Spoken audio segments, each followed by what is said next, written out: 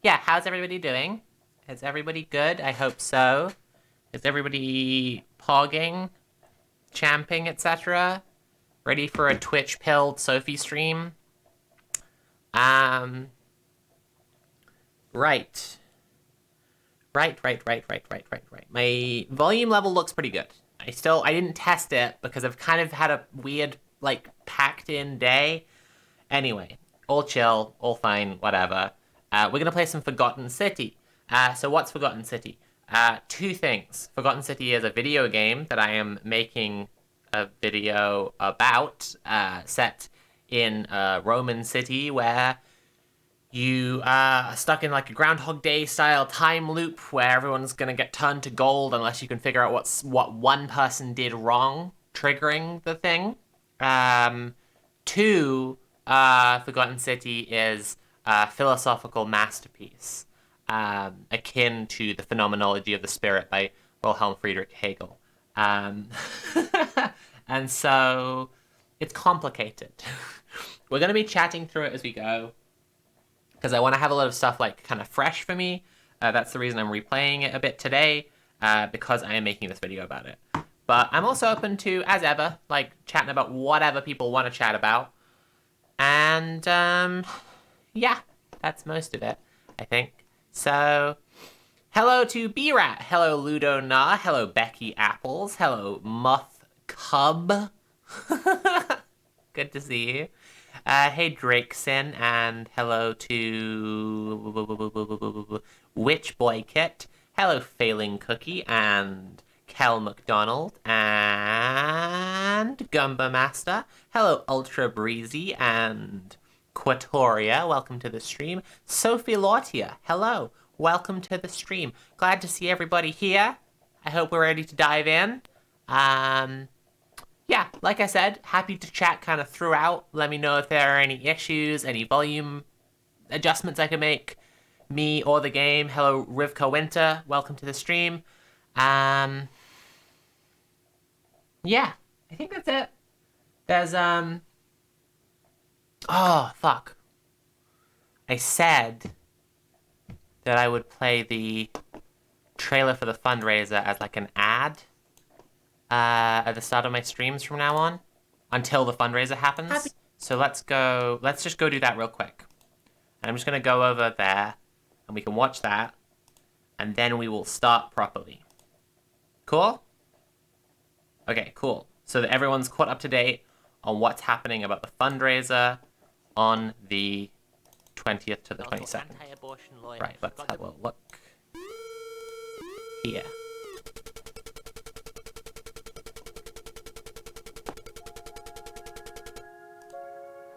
A year and a half ago, a movement of reactionary fascists appropriating outdated feminist talking points and using an evangelical anti-abortion lawyer got the British courts to withhold life-saving treatment from trans kids. In response, we did the Hades Stream for Hope, which raised £50,000 for the private medical costs of trans kids in the UK via Gender GP. Okay, you're saying that the video audio is low? What? Why? Why is that? It's literally max audio, guys. What is this? Is it just quiet to listen to in real life? Which Gender GP matched it? Okay, it's not, so that's fucked up. Why is this happening to me? Why do bad things happen to good people? Low relative to... I mean, I know it's low relative to me. I don't actually have any of the plugins for, like, improving volume. Is that one? No, that's not. What can I do to boost this right now? I literally don't know what I can do to boost this right now. This is very frustrating. Put the video closer to the mic. Yeah, of course. Why didn't I think of that? Fucking hell. That's so frustrating. How does it sound in here? Oh my god. Significantly louder, I think.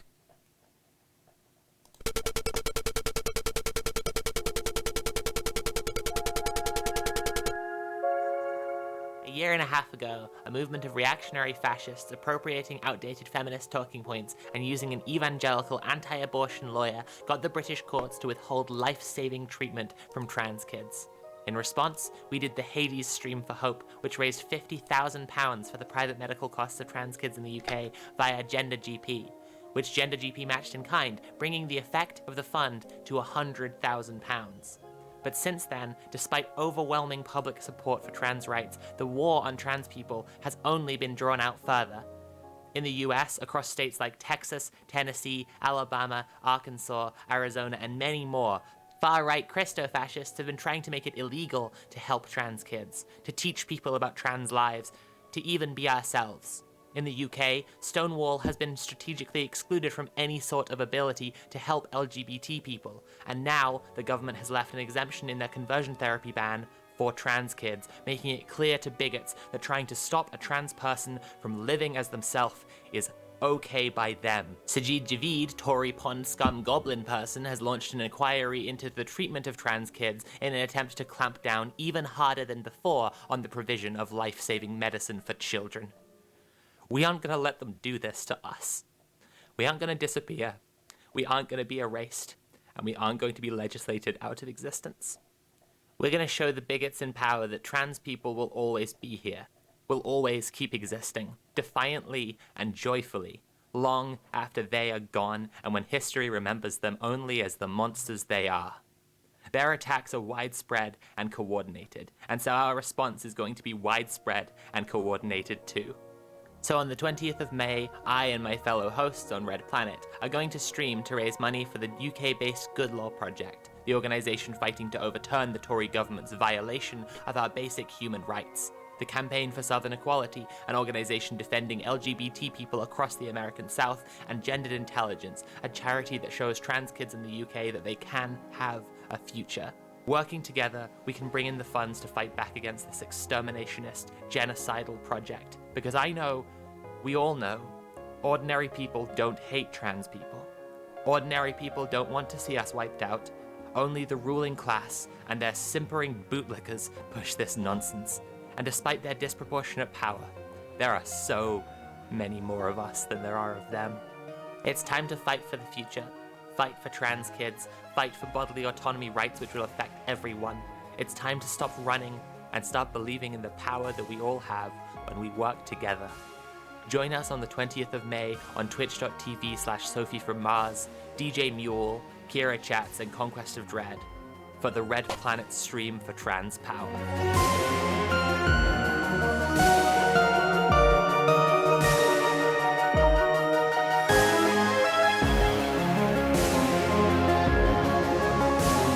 Okay, so that's the ad. Now you've all seen it.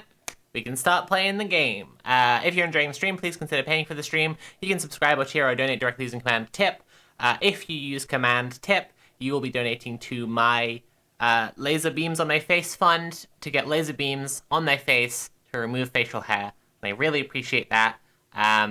It may not be, a big surgery or something, but it is still a life-changing treatment. I think it will have a serious effect on me. I'm really looking forward to not having to shave anymore. Genuinely, oh my god, in ways I cannot explain. So if you're enjoying the stream, please consider paying for the stream, subscribe or cheer or donate directly using command tip. And if you have, is laser removal permanent? Yes. If you have a Prime account, you can link it to your Twitch account, and then you can subscribe to my channel without paying any money, but I get real money. Pretty cool. So, I think I've done all my plugs now. May 20th to 22nd, we're doing this fundraiser.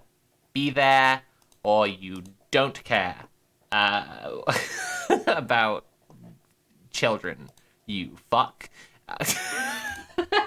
This isn't useful. Okay, let's start the game, shall we? I'm not being helpful right now. We should go into the game. Okay, let's play some Forgotten City. Whoa, what happened? Did it skip it? I guess it skipped it, okay.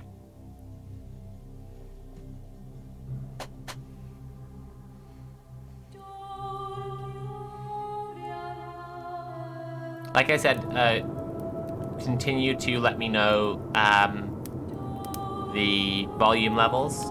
Is this how is this volume wise at the moment?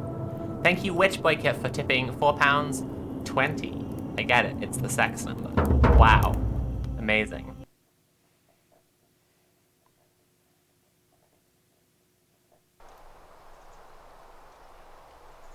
Message from the developers: this game was developed by a core team of 3 people over 4 years. Just what allows us to... Oh, it's gone.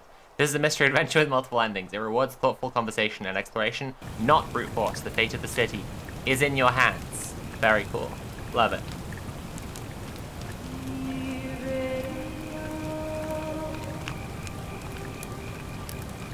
I was thinking about playing some of this on the, actually on the charity stream, but... I didn't know how well it would go down exactly. You're alive! When I dragged you out of the river, I thought you were never gonna wake up.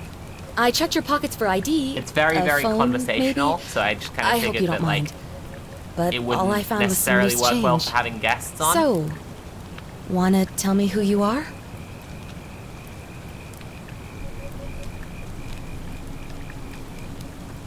Okay. The palest you have, please. That's me. So... Well, it's nice to meet you. And I'm sorry to pry, but any idea why you were floating down the river? What's the last thing you remember? I was searching for ancient ruins. I was in a covert mission. I was like, what? Oh, it gives me a little... Hey, they've updated this. This is a new option. You have a military-issued firearm, but only 10 bullets. You'll have to use them judiciously, since there's no way to get more. Wow. No, I'm not a soldier. I was on the run from the law. Fugitive, your time on the run from the authorities made you quick on your feet and 25% faster when sprinting. Okay. I think I'm gonna go for running faster because it's quite useful to be fast in this game. You know what? Don't answer that. I don't think I want to know. Yeah. Look, you've just been through a trauma, so I'm gonna forget you said that. But you owe me, and I need a favor. Is this a new playthrough? This, I mean, yeah, it's the start of the game. There are some ruins just behind you. Roman, I think. I need you to go in there and see if you can find a guy named Al for me. He went in there a few hours ago, and he hasn't come out. I've been freaking out, wondering if he's trapped, or injured, or worse. I would have gone in after him, but he made me promise to stay here, no matter what. There's no way I'm leaving without him, so I'm just kind of stuck here, waiting. What I mean is, I was hoping you wouldn't mind going in there to find him? I don't want to go, like, you can do full that, pretentious game critic I in can get defending both of you this, back to civilization in but, my like, boat. Please? I do kind of love that the facial animations and speech animations and stuff are a little bit janky. In the same way that, like, all the character designs look kind of like she looks a bit like she's wearing a wig, which, like, works because the whole thing is literally a morality play staged to make you have a conversation about ethics. So it's like, does it matter that they look like real people? I don't know. Oh, of course. Sorry, I don't mean to be pushy. I just... What do you want to know? What's your story? I love this generic catch-all term they've used, what's your story? Like, of all the people who could get sent back in time to try and solve the mystery of the Golden City, it happened to be Seinfeld. Like, this is the way that your character organically phrases, like, tell me about yourself, what's your story? Oh, there's not much to tell. Feels like I've spent my whole life in a dead-end job with an endless commute. Know what I mean? Come on, that's so obvious. Come on.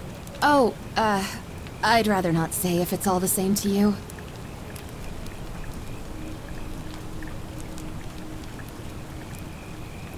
I'd really like to know, especially if I'm going to be helping you. All right, fine.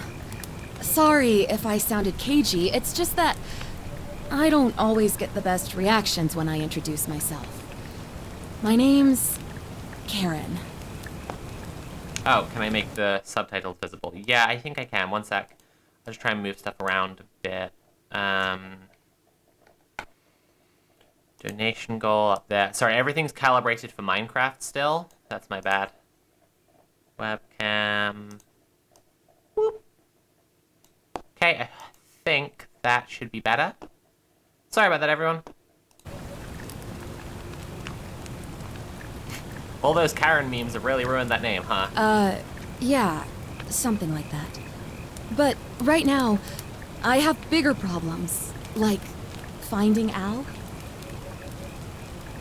Well, who is Al? He's the guy who washed up on the riverbank not long before you did. I thought maybe you two knew each other. I guess not. But maybe the two of you can piece together what you're doing here. In any case, you'll like him, I'm sure. Once you find him, that is. Where are we? You really don't remember? We're in Italy. This river is the Tiber. What can you tell me about the ruins? Not much, really. But imagine what you might find in there. Priceless ancient artifacts. Al... She's just really, really wants you to go find Al, you know? It's just, she really has one motivation. I hope she doesn't want to speak to Sophie's manager. She wants to speak to the manager of ethics to see why philosophy isn't better. She's just used to a higher quality of philosophers, and yeah, she's mad about it. Have you tried calling for help? What am I, an idiot? You could hike a long, long way in any direction and never find another soul. Trust me. Another soul, eh? I'm sorry, I just find this very funny because the first time that I played this, it was like instantly apparent within about 2 minutes that she is the Grim Reaper who's brought you here. And if that's a shock to anyone, and I'm spoiling the game here, I'm just smarter than you. That's just because I'm a genius and you're a fool and a clown. I'm just saying, like, if that is a spoiler to people, this is still authentic to my, like, original playthrough, because on my original playthrough I was like, she's the Grim Reaper, right? Alright, I guess that's all the questions I had. Great. So you're ready to go look for Al? Yeah. Thank you. The entrance is just past those columns behind you. Please, hurry. Oh, and he left this here. But I think you'll need it more than I will. Oh my god, a flashlight. Whoa! Whoa! Whoa! Okay. Before you said her hair looks like a wig, I was gonna say her head looks like a hood. Well, she actually also has a hood. Like, she's literally wearing a black hood. Like, she's just dressed all in black. She brought you here on her boat. See? She crossed the river with you on her boat in her The ruins are just black beyond those hood. columns. Please, Wow. Hurry. Who could this possibly be? Also, Death is well known to enjoy grilled chicken. Circle is jump? Okay, that's interesting. One sec, sorry everyone. Who's tagging me? Stop. Stop it. Never tag me. That's not what I want. What is it to run? This? Yes. Okay, cool. Just reminding myself of the controls. Flailing arms. Yeah, this is me when I try to be athletic as well. It's very authentic to real experience. It is a beautifully rendered game. I really love all the environments, and it really plays to its strengths in a very Twilight Zone-y kind of way, in that in the way that you, like, it only has one big set, right? I think there are maybe 3. It might be 4. I'm trying to remember right now. I think it's either 3 or 4 maps that load in the entire game. Obviously, I haven't looked at the files, but, like, That's my impression based on where, like, the load points are. And because of that, it manages to be very, very, very pretty without having to, you know, exhaust your PC, which is quite nice. Quite like that. Anyway. Oh, my camera's frozen. Why? What is happening?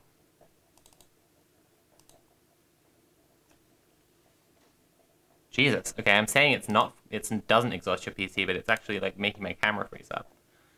Maybe I do need to set the settings down a bit. I take everything back.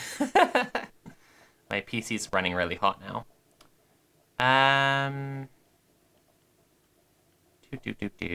Wow, I don't want it on Epic, though. I never want something on Epic.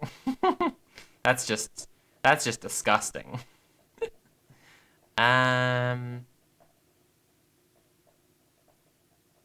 I saw some, like, do you want to apply them? Yes. Yeah, and I mean, that doesn't look significantly worse. Like, this is so funny. It's just so funny how... Oh, was it trying to do, like, ray... No, it can't have been trying to do ray tracing. I don't think my PC can do that at all. Alright. Cool. It's chilled out now. That's better. Although, I feel like I should be able to hear more, and I'm not. Maybe that's on my end. Maybe I just need to turn up the speakers. Okay, cool. My usual move when I first start a game, lower settings to potato. Yeah, that used to be mine as well, but like since I've gotten into streaming, a friend who's like an experienced streamer sent me a lot of like PC parts to help me build my own PC. It was very nice of her. And since then, I've been pretty able to run high-end stuff. I guess this game was just too pretty for me. Tragic. Right, Al's note. Why can I not hear shit at all? What's going on? I should be able to hear this. This is wrong. Hang on. Lost. Oh my god! Except in the Latin inscription What the here, fuck? it reads, "You who wish to enter the city, step forth and be judged. The virtuous shall be rewarded with eternal life in paradise. The wicked shall find themselves showered in gold, but in vain, for this shall be their final resting place." Well, Could that an underground sounds city have remained a secret for all this completely time? innocent. Could people have survived down there, against the odds? It seems there's only one way to find out. If I'm not back in an hour, I'm somewhere on the other side. Consider this an invitation, or a warning. Al Worth. He's called Alworth. Like, what's that? Come on. Sorry about that, everyone. I clearly just had a huge brain fart. Okay. I can't reread the note now. I'm sorry you missed the first couple of lines. Right, step forth and be judged. Who's ready to be judged? Who's ready to be judged, chat? Come on, chat. I want to see. You ready for judgment? Let me know if you're ready for judgment so I can decide. I never quite gotten what this mural is. Because these look like horse people.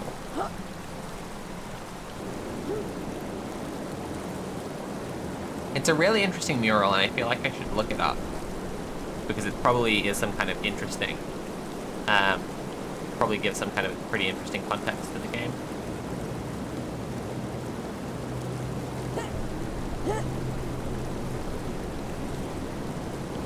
Are they just horses? I guess they are just horses. Very strange. Really odd mural. Anyway. Okay, everyone's excited for judgment? Okay, let's give it a go. Whoa. Oh. Oh. Uh-oh, I'm being judged. Oh no! I'm being judged! Ah, shit. Okay. It's very funny that the game always freezes when you step on the coin. Like, oh wow, such judgment. Where is my... Oh my goodness.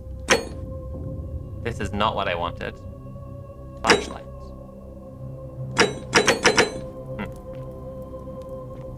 How do I turn on my... Oh my goodness. There it is, okay. Flashlight time. Me judging, haha, yes. Me being judged, no! Yeah, exactly, that's it. I completely forgot they have underwater breathing mechanics in this game, that rules. Yeah, I really like that they've brought over the kind of bare minimum stuff that you need from Skyrim or other similar kind of RPGs to make this game not just work, but be quite fun. Is that a person up there? Oh god, I never noticed that before. Oh god, there are fucking... Oh no. There are golden statues up here? That sucks. This sucks. God damn it. This fucking game. Just when I think I'm, like, you know... I'm over the, ontological horrors. Ugh, I can still see them glinting. Hastily scrawled Latin graffiti. I can't translate it yet. Okay.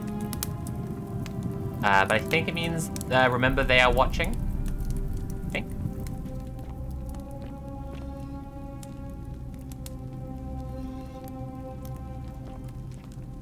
Well, that's good. That's good news.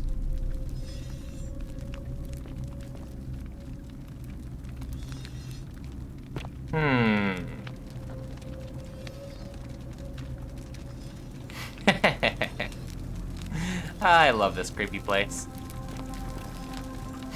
Oh god, it just gives me the willies. It's so good. I just forgot how fucking creepy this is. Statues who look at you when you're not looking is just like...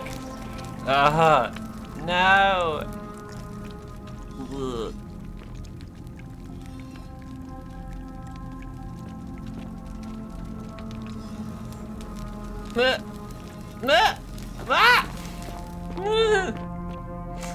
Oh god. A young Roman woman in a pose of lamentation. I wonder if I can tell who this is. Who is this, the bartender? An ancient Roman mosaic depicting a godlike figure turning a man into gold. Right. Yeah.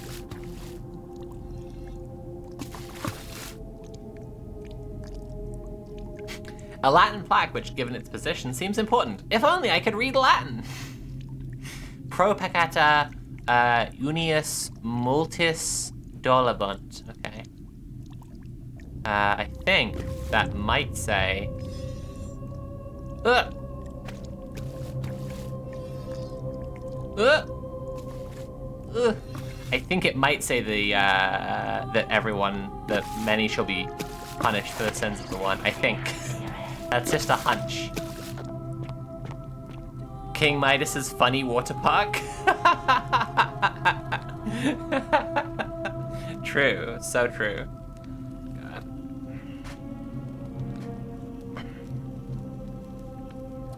The problem with this dress is I got it about a size too big, and like it works now that I have the belt, but I think still sitting down it's not quite ideal. Now I know this guy. A Roman gladiator mid-stride. What could have made a gladiator flee?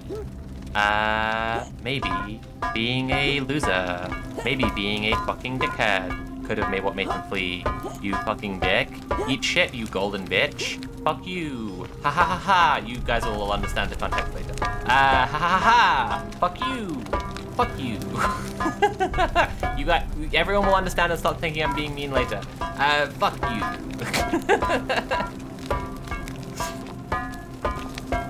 Gladiate this, motherfucker! Ha ha! Ha ha! Okay. Okay, I think this is a map loading point. So it's gonna freeze, yeah, it always does. Classic. Oh hey, yeah, fuck that guy. Yeah, exactly. Fuck that guy. Disco Detective gets it.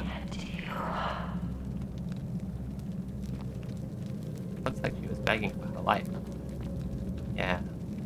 Jeez.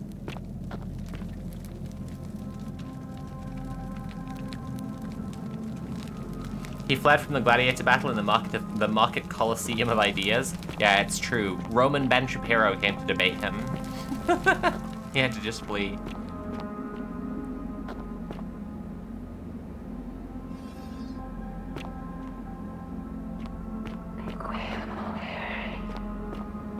So I think that one means I can't move.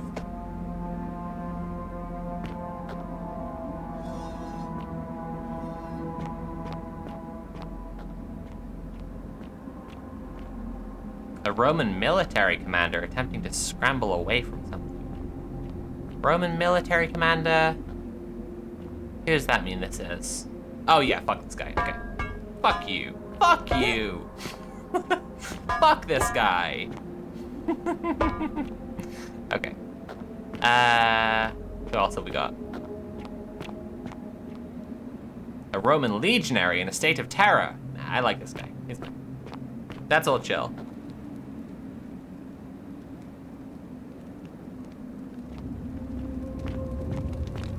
I love this game so much. Yeah, it's really one of my favorites. Right away, it's become one of my absolute favorites. Just fantastic.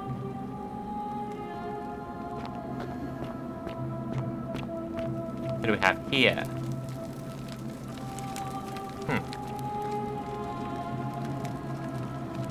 This is interesting.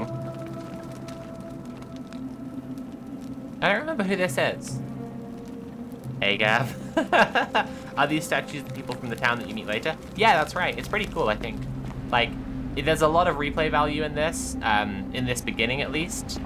It really makes you, yeah. Oh, it's the doctor. Lucretia, I think, right? Praying for help that never came. This is quite good as well because, what's interesting about her is that she's looking up, and you might think that she's looking up at where the temple was, especially because the description tells you that she's praying, but then when you see, like, back in time, you realize that actually where she's looking is where there was a hole in the cave that let the light in before, and, like, yeah, she was looking up at the sun, basically, like, at the outside world.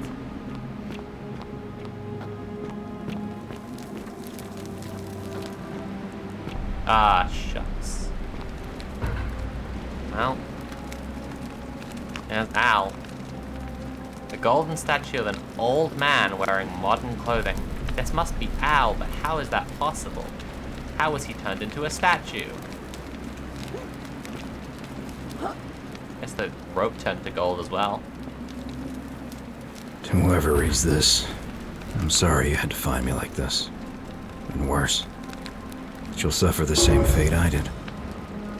I've spent a lifetime in this place, going around and around in circles, searching for a way out. The inscription was right. There is no way back. And here there are only two options. Death, or that godforsaken doorway into the past. I made the mistake of stepping through it. I wanted to set things right. And I tried. I really tried. Whatever I did, it took me right back to the beginning. God, do I try? Don't make the same mistake. Better to end it all now and find out what awaits you beyond that portal. Pals, is the game quite loud? I feel like the game, from what I'm seeing, the game looks quite loud. I'm just gonna turn it down a little bit. Just a smidge. Let me know if I've, messed it up or whatever, but it just seems like it's going into the red consistently on my little meters on Streamlabs, but if I'm, if I'm wrong, then whatever.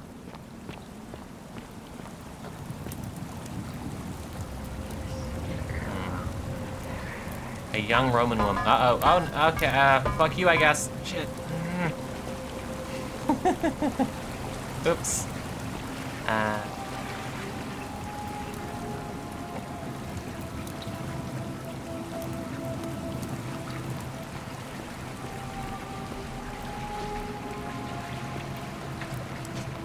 And then this must be Galerius, right? Yeah, you know that's Galerius from his tunic. He is simply a peasant farmer. A Roman man on his knees as if he was begging his gods for mercy.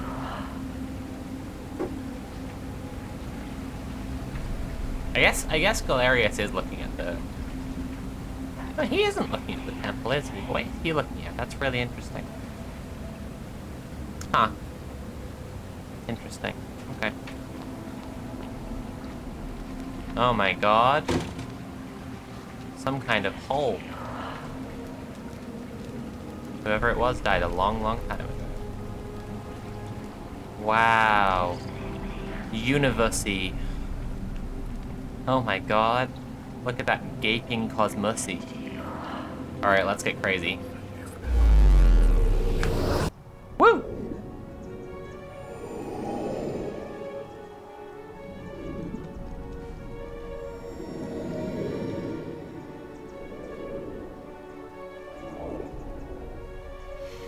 I cummed. I shared my girl pills. Everyone who can, please MILF pills in chat.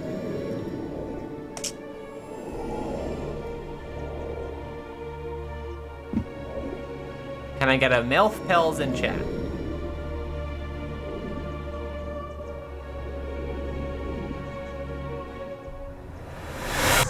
Here we go. Oh my god, I stepped through the doorway into the past. What could that mean?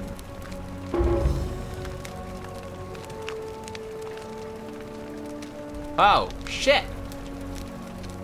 That's a relief.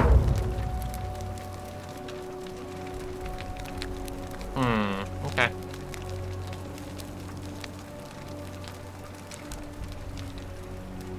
There were skeletons that lived here?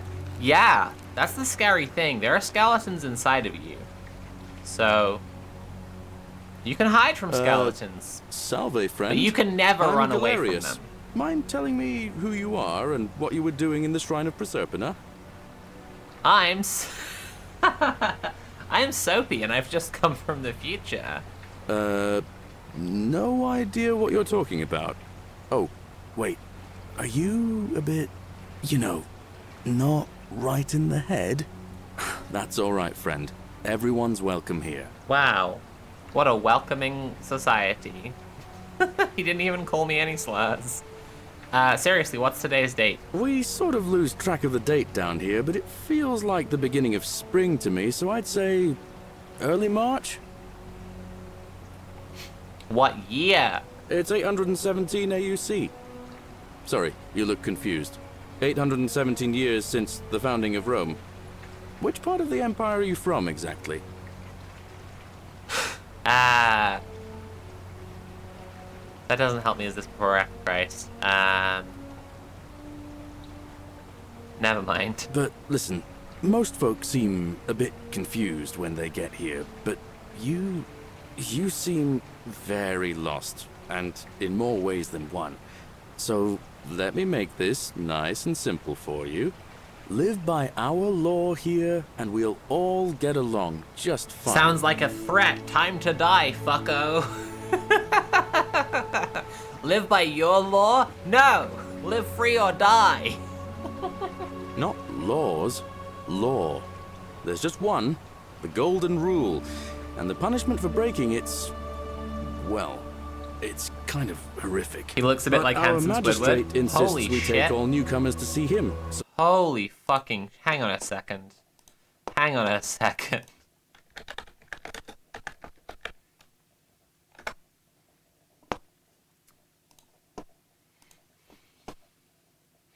Oh my god.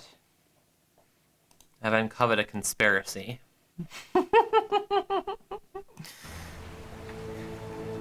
Could it be? Could it be? Galerius is secretly Handsome Squidward. He looks like a geezer from the pub. He does, actually, and he is, in fact, L plus ratio plus British. Very unfortunate. Someone's made an enamel pin of Handsome Squidward. That's wild. Oh, dear. Oh, wow. Oh, no.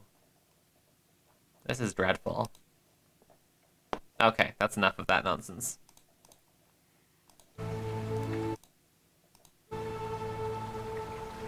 Honestly, I really, really, really love the music of this game, and I feel like it's such a good, like, you're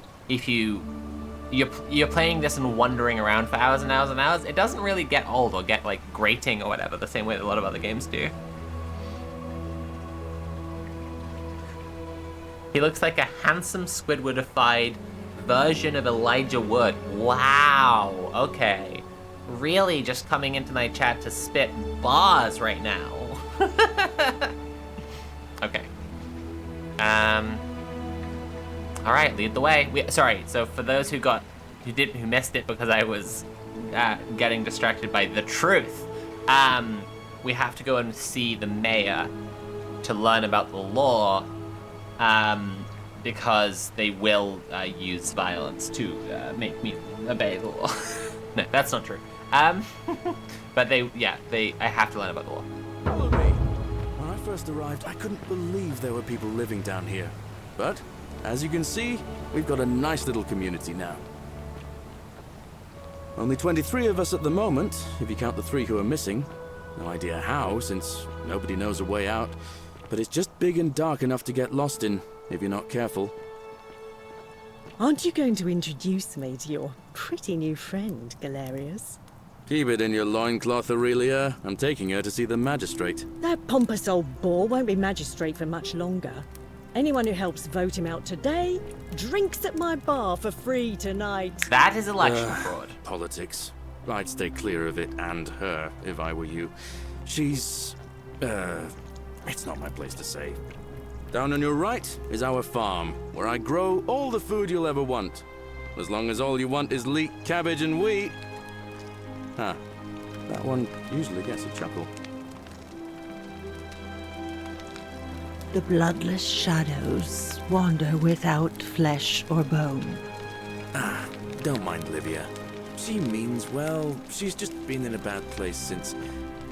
Well, you know, I don't know what happened to her. Olivia. Up here on your right I feel is the very, chasm. very bad If about you've got Livia. a weapon, it belongs way down at the bottom. Yeah, Up on your left is the forum, where you can visit the market. Or I think get it's a yourself mark of a patched up good in game Lucretia's that clinic gets you in as the Shrine of invested Apollo. in a completely Most of fictional us have person almost as nothing. I That's what am we in had on Livia. us when we arrived, and what we've been able to make and scrounge up since. And this central plateau is where the magistrate and the other patricians live, so don't expect a warm welcome. Hilarious. You're meant to be working the farm, not trudging dirt into the villas. Take it easy, Horatius. I was just taking our new friend here to see the magistrate. Well, he's asked me to escort the newcomer personally. The farm.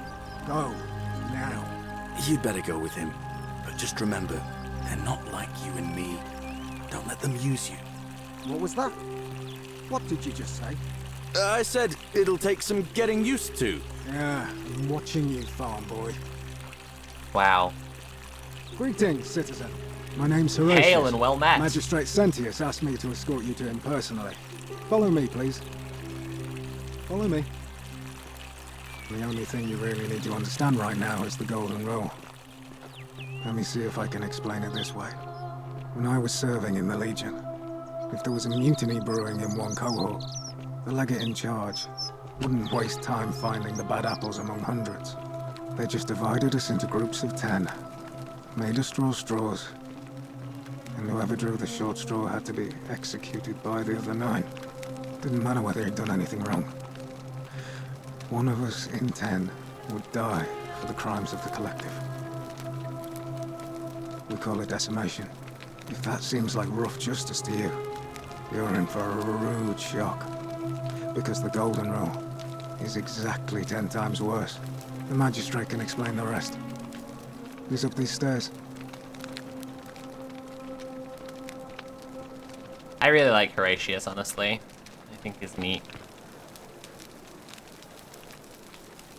I didn't like him when I first started playing because I correctly twigged him as being a Roman version of a Jordan Peterson fan.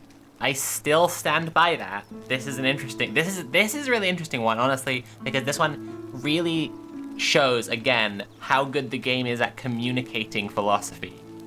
I still think he's the Roman version of a Jordan Peterson fan. And now I love him. So, there's that.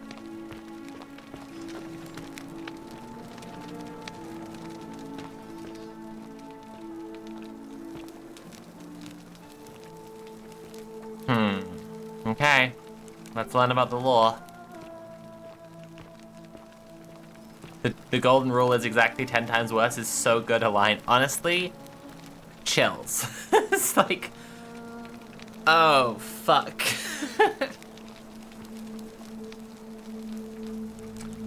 Alright, let's look to this fucking asshole.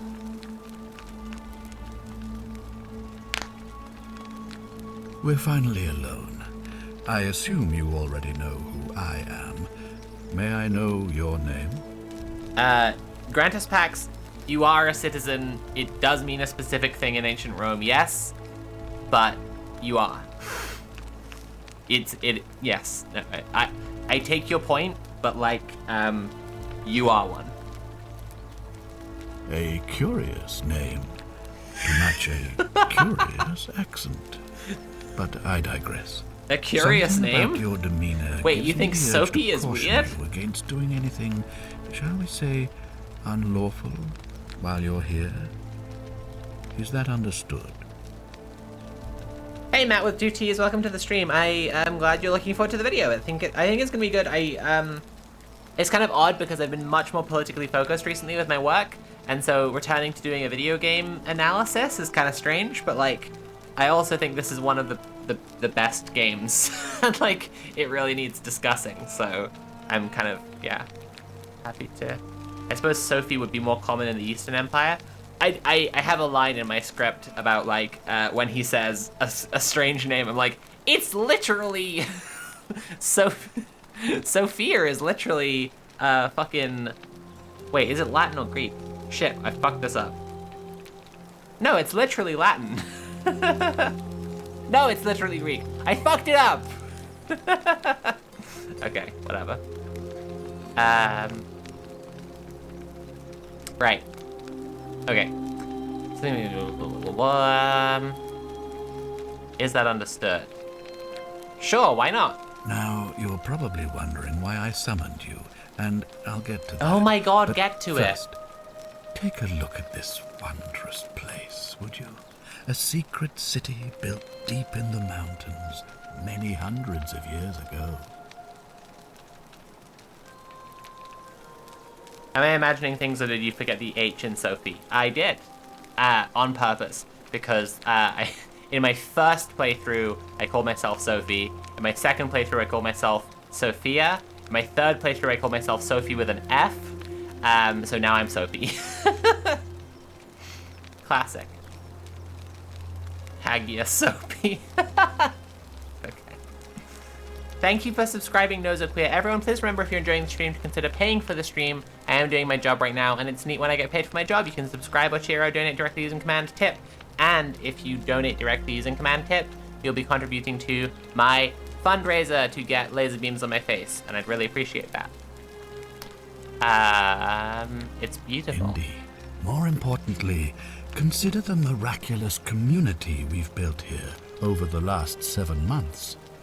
22 complete strangers brought together by the fates, living and working together in our own little paradise. And in all that time, not a single sin has been committed. No fights, no theft, nothing.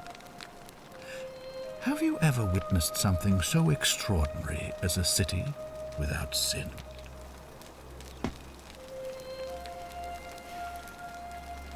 Yes. Well, I'm not sure I believe that. But the reason for Okay. this miracle is as simple as it is terrifying. If even one person commits Why a did he say sin 22 here, and Galerius said every 23? last Difference of one opinion. us will die. You see, the builders of this place, whoever they were, left inscriptions warning, "The many shall suffer for the sins of the one." From what we can gather, breaking the law here will anger the gods and provoke a terrible punishment. like the curses of Medusa and Midas combined. Not even the sin of Onan? Turning us all to gold. Good point. We've come to call it the Golden Rule. It's extraordinary that we've survived as long as we have, and each day I grow more and more afraid that our time in the sun is almost up. He just committed the sin of accusing you of And being now a liar? It seems Good that point. day is finally here. All that matters is that somebody in this city is about to break the Golden Rule. Why else would Proserpina send you now? Unless you and I can stop them, our doom is assured. I know that's a lot to take in, and you look like you have questions. Please, ask away.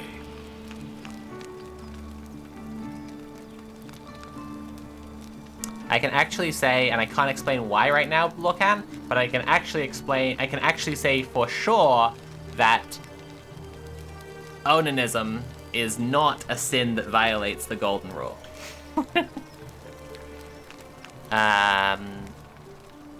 Let's start with what did you mean when you said Proserpina sent me here? You see, in my search for a way to save my people, I learned of an ancient ritual to Proserpina, the goddess of the cycle Budona, of thank you for life tipping £10. and renewal. It's said to open a Phew. doorway in time, so that if the unthinkable happens, I just heard one person 100 can pass zippers through open. it and travel back to the past. And when I saw you arrive in a flash of light from the goddess's shrine, I knew that person was you. You don't belong in our time, do you? You're right, I'm from 2,000 years in the future. 2,000 years? That is unfathomable. Please tell me, in your time, what did you see? What had become of us? Of this city? How is it determined what a sin is? Well, good question, Juanizo. So, 1 second. Let me just... It's a shame to miss out on the music, but I just want to open this up for a second.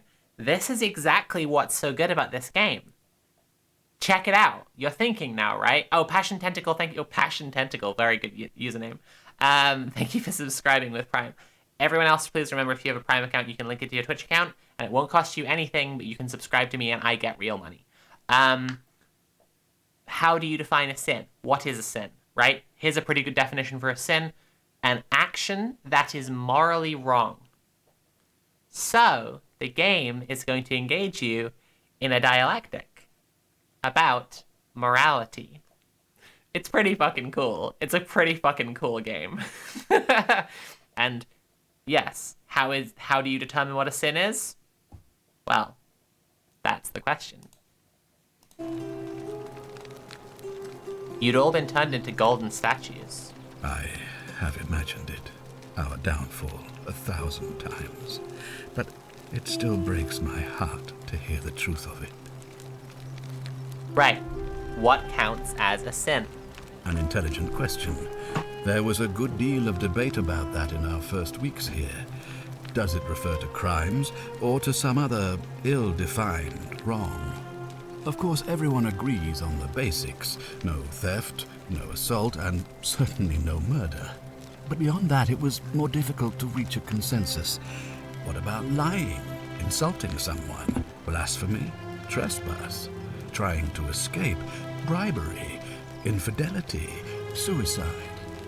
As magistrate, I had to exercise leadership, and so I made a decision. We must uphold the laws of the Empire to a standard never before seen. And we must honor the peace of the gods, the sacred accord between the gods and the people of Rome.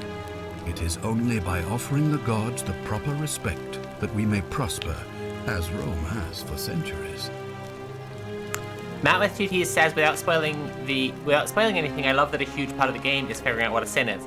I would say it's the whole game, and I love how much the game never lets you off from that. Like, the game like, there again, no spoilers yet, but like, there is definitely a point at which the game could go, it's fine, we kind of got that. And it never lets you off.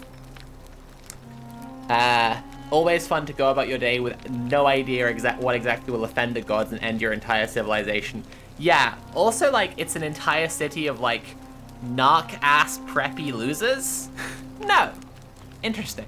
We'll see, right? Like, that's the next assumption. He's like, uphold the laws of the Empire to a standard never seen before. Is that what's going on here? We'll see. I'm not sure if that's a good idea. What is legal isn't always moral, and many of your laws and customs are considered barbaric where I'm from. Barbaric? Barbaric? What are you talking about? The Empire is the most civilizing force in the known world. Oh yeah, we're getting Rome there. is a beacon of light in the darkness.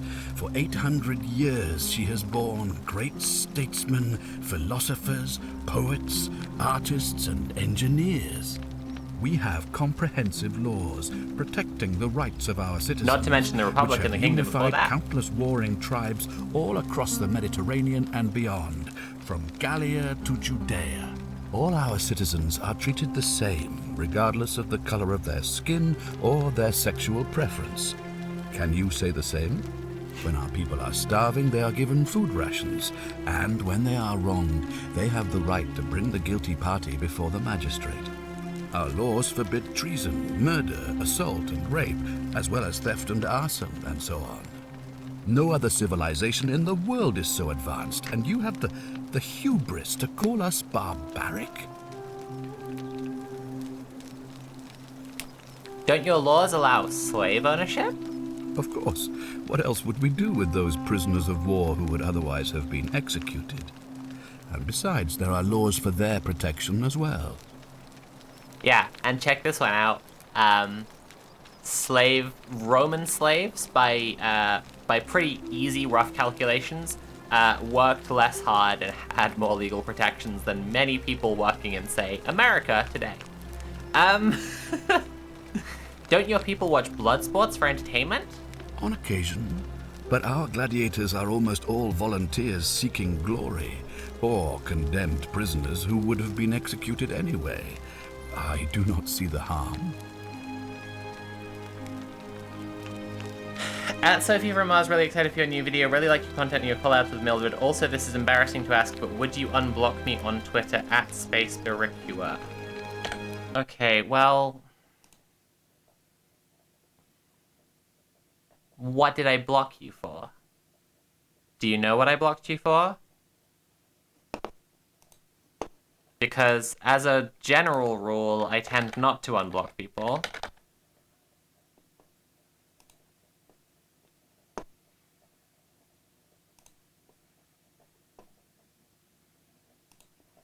And I don't want to make a big change right now that's gonna, like, get me a flood of other people asking me to unblock them. In fact, as a general rule, I tend to block people on other platforms who ask me to unblock them on Twitter.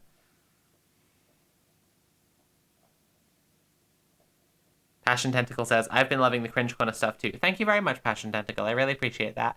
I honestly am really, really happy with Cringe Corner. I think it's a fantastic show, and I'm really glad that I've been able to put, like, entertaining people into its own thing. Like, political comedy into its own thing. It really has freed me up to do more interesting stuff that I want to... do.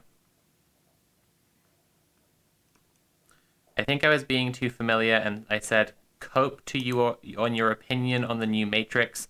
I was being funny, I guess, and backfired.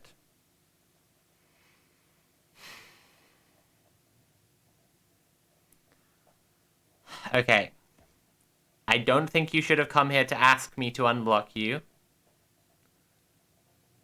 As a rule, I'm trying to treat people here as friends we don't know very well, okay? That's our rule for social media from now on, chat, okay? Friends you don't know very well. But if a friend I don't know very well asks me to unblock them, and you are honest about it, I'm unblocking you. I'm not saying this is the one exception. I'm trying to say, here is what the rule is. Friends we don't know very well, okay?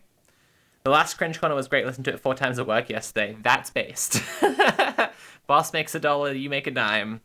Listen to Cringe Corner on company time. Okay. Let's get back on this. And... Forgotten City. Right. Don't women have fewer rights than men? Of course, but with fewer rights come fewer responsibilities, and the right to be protected by their fathers and husbands. That's such a piss answer. It's so it's like, yeah, I mean, it's a pretty accurate answer to like what you know, what a Roman would probably say, but like, it's piss also. I'm glad you can try out all this new stuff. I love when artists try out new things. Yeah, it's really nice. It's really good. Yes, but they're inferior, so it's just. Yeah, it's yeah. That is a perfectly bad answer to that challenge, lol. Yeah, it's pretty incredible. But the thing is, no matter what his answers are, like, his answers don't actually have to be good because it's working. There hasn't been a sin for 7 months. Checkmate, atheists. Don't you persecute Christians? You mean the blasphemous cult responsible for burning down half of Rome last year? It's hard to blame the people for being angry about that.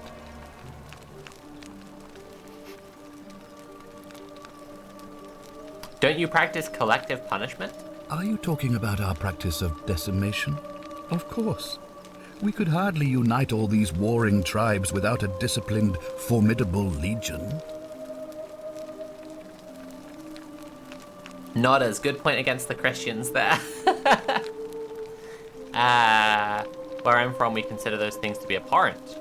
Well, right now, you're a long, long way from home.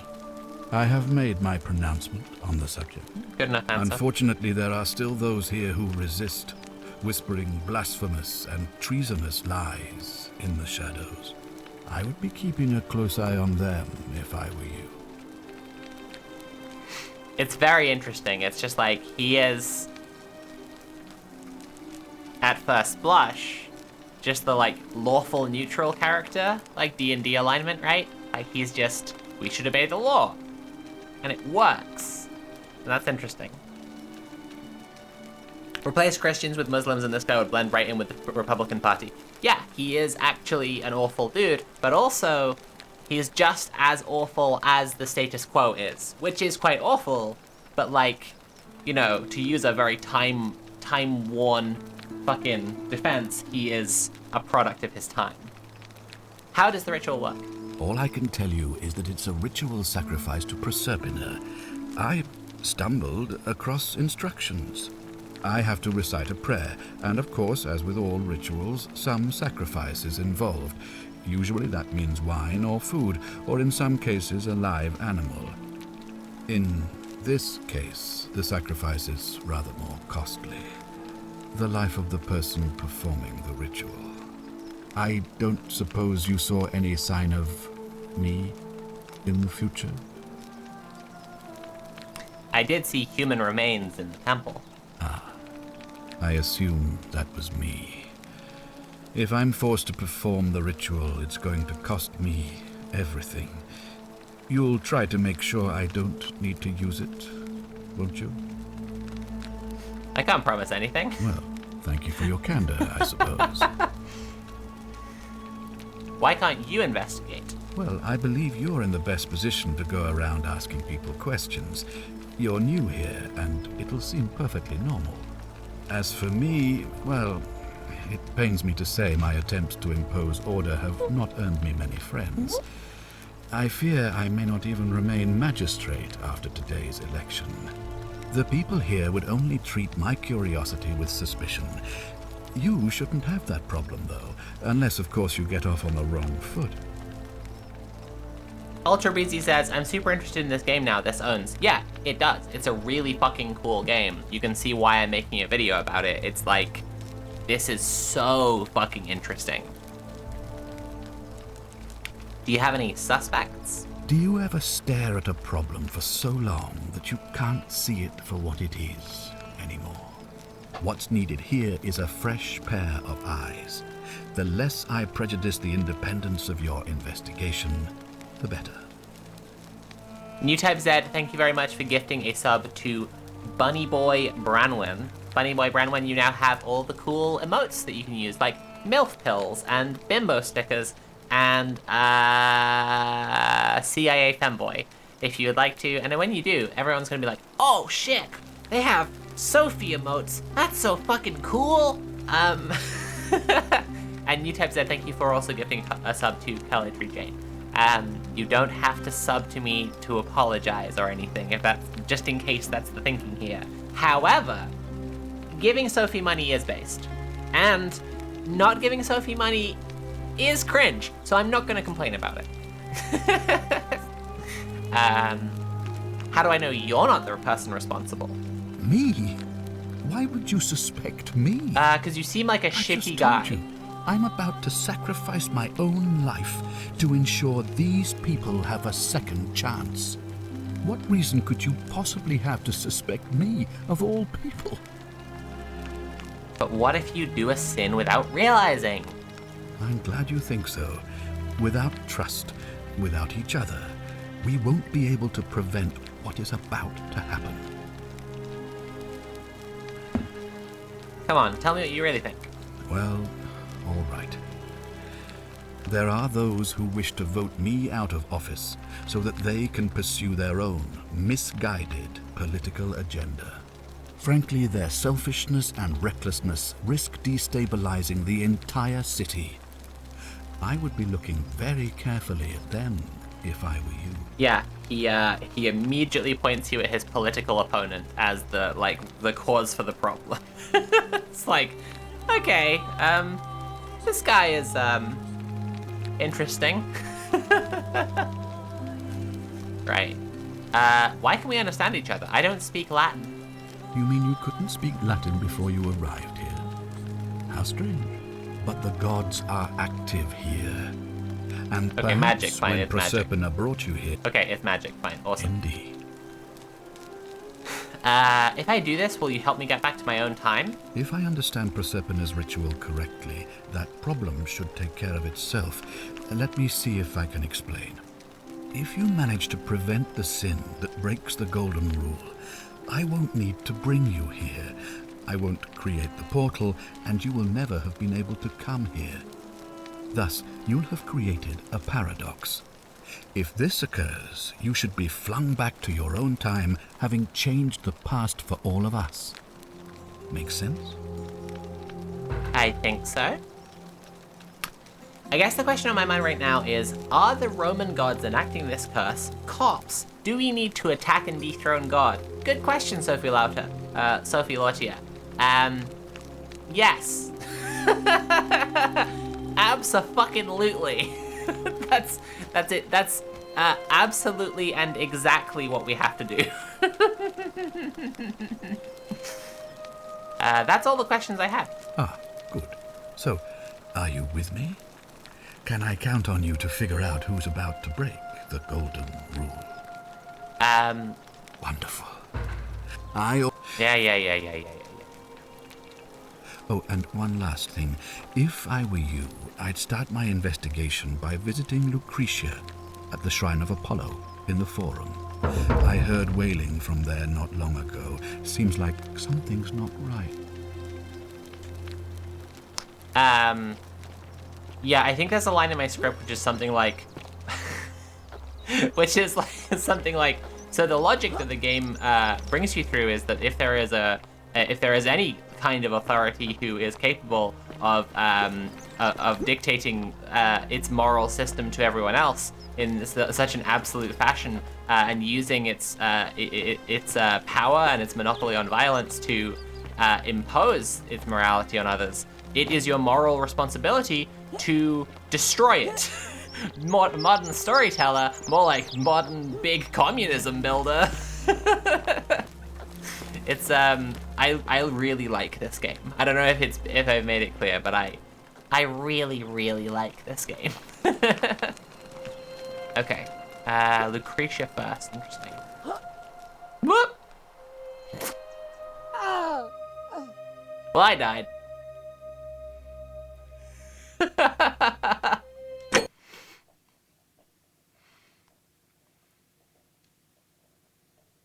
Well, that's the end of the game, everyone. I died, so I can't solve the mystery anymore. That's I don't know why I just immediately have this inclination to jump on rooftops when this happens.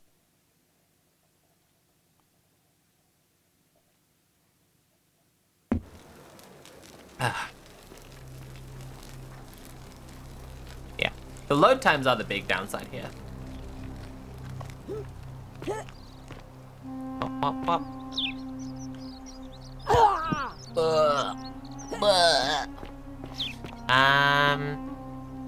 I will go do all that, but this lady is here first.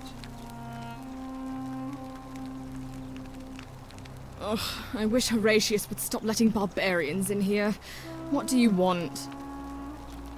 If I were an NPC in this town, I would simply snap under the pressure and break a law on purpose to end the agony of not knowing whether the next second is the one where everybody dies. I mean, frankly, yeah, and that's pretty interesting, right? Like, that seems like it's just like a, you know, kind of irresponsible, bad decision, breaking the social contract and harming everyone around you. But when you think about it, like, you just defended that with like, logically. What you're making is like a philosophical claim. You're saying that, like, that's that's a philosophical position, is that you would opt out of it by, like, just getting everybody killed. Oh no, the sin of being clumsy. Yeah. Carlos Marxius will help us. What's your story? I'm Sentia, eldest daughter of the magistrate. But you'd know that if you'd been invited in here and introduced properly. What are you doing in here? And why are you dressed like that?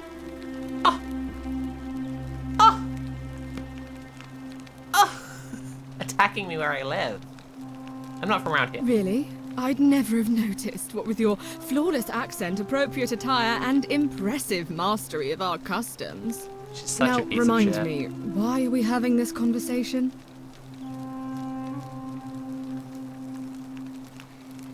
Conspiracy left guys are harassing me in my replies. This sucks. Just fucking incel losers with fucking Russian flags in their usernames. Just, like, replying to me with pictures of myself, and it's just like, dude, firstly, you've never posted face because you live in your mom's basement and cry yourself to sleep. And secondly, I look cute in this picture. Like, what the fuck are you doing? It's so embarrassing. For those who aren't aware, I had last night, like, Haz got, like, super triggered because I said that he gets no pussy, and then he had a screaming meltdown on stream at me, and then he proceeded to try and ratio me for like 4 hours and lost to every single turn. What was the last thing I said to him? Oh yeah, he kept on saying that I was that I can't handle the truth and was threatening to, like, you know, call me a man or whatever, because I've never had a fucking man who hasn't showered in a week call me a man online before. Absolutely shocking. Whatever. I've blocked the Pat Socks now. It's chill.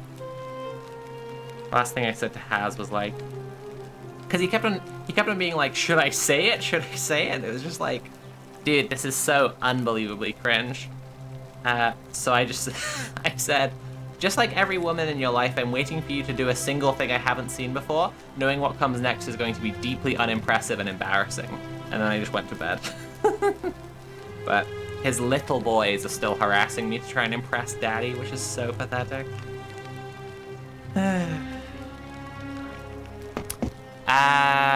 Do you know a way out of here?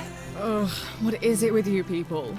You heard the rumor that my little sister escaped and figure I must know a way out too. Is that it? Well, that's just a stupid rumor. We have no idea what happened to Scintilla. I wish you mouth breathers would just leave me alone.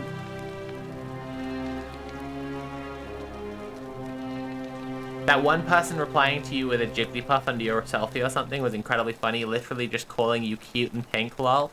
Oh, yeah, that was really funny. Let me just see really quickly if I can get that up. Sorry to distract from the philosophy, everyone. I got a... Yeah, it was like a Zionist turf was, like, mad at me.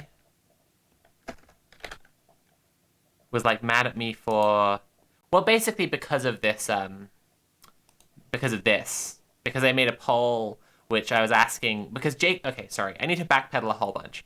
J.K. Rowling said that she gets messages from tons of lesbians and gay men all the time, and even trans people saying that they all agree with her, but, like, the Twitter mob are, like, not real and no one agrees with them. So I was like, okay, she says LGBT people agree with her, do you, right? And I asked people to retweet it, loads of people have retweeted it, so I think it's well outside of my bubble by this point, and... yeah, people agree that J.K. Rowling is harming the LGBT community. Right, so this is what this turf was mad at me for. And, she had, like... Where is it? She had, like, quote tweeted... There's, like, levels to how embarrassing this is for her. 1 second. Right, so she was replying to me with Jigglypuff, that's just so funny. Like, just so funny. But what happened before was, like, she'd quote, okay. Sorry, I'm trying to find it.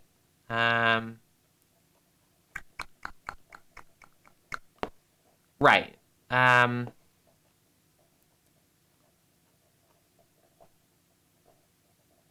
Roe v. Wade is based on a lie. Literally just, like, absolute scum of the earth. Just, like, the worst person. L plus ratio plus everything. There's not even a thing I could include to explain what a terrible person this person is. That was it. Right, okay. So, gender criticals and conspiracy theories name a more iconic duo.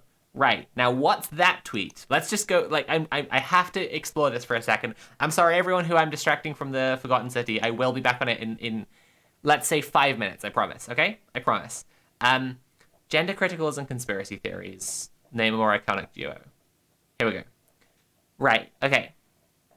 I was quote tweeting this thread about Alison Bailey, the TERF, the founder of the LGBT Alliance. Her tribunal is going terribly for her, just awful. Like, she fucked up and, like, made it so she had to, like, prove that her membership were lesbians, and she couldn't do it. And so this is amazing. She's just been invited to abandon her case as it's based on a conspiracy theory. She refuses. And that was just hilarious, right? So literally, a judge said that to her. She's getting owned so hard. Like, so fucking hard. And, like, so when I'm saying a conspiracy theory, I'm not talking about, like, I think this because I'm trans, she thinks that because she's a transphobe. Let's call the whole thing off. I'm talking about what a judge said, right? And so I said, gender criticals and conspiracy theories, name a more iconic duo. That's what this fucking person is, was screenshotting, right? Fuck, now I've lost it. Dang it. Wait, why was I on the stream announcement? I went back too far, no! Damn it. Damn it! Fuck's sake. Alright, I can turn this around, this is fine. I have the quote tweet on here. So, right, so, then I saw this TERF in my replies, calling me Jigglypuff. So it's like, clearly mad about the poll, clearly mad about the Alison Bailey thing, and she kept on showing up in my replies, and trying to call me Jigglypuff, which is just literally a compliment. Like, anyone, hey, fucking whichever hate watcher, like, feel free to clip this. I feel no shame on this. I love her. She is goals. She's amazing. This is a flattering comparison.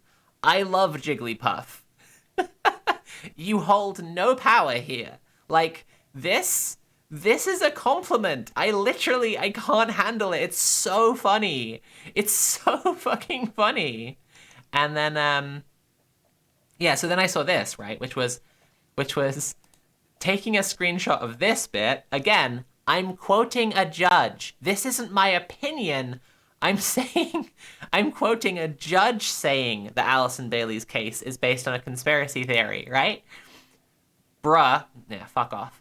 You think biological facts are akin to conspiracy theories. No, man. A fucking judge thinks that, you fuck. Come on. So I just said, it's a biological fact I fucked your dad. Fucking toughs. Fucking transphobe dipshits. Literally just so, like, embarrassing. I'm sorry for that whole big distraction. That was very silly. Let's get back to the game. Sorry about all that. I love Jigglypuff. I love Jigglypuff so much. She's amazing. She's round and pink and soft. That's what I want to be. Okay, we should get back to the game. Okay. Thank you for reminding me of that. I needed a good laugh.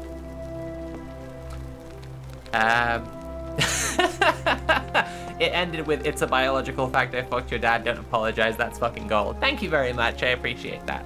If you're enjoying the stream, please consider paying for the stream. You could subscribe, watch hero, donate directly using command tip, and if you do, you'll be contributing to my laser beams on my face fund, which I would really appreciate. Thank you very much. What's next? A Snorlax? A Haunter? A Vaporeon? Yeah, seriously, it's wild. Absolutely wild.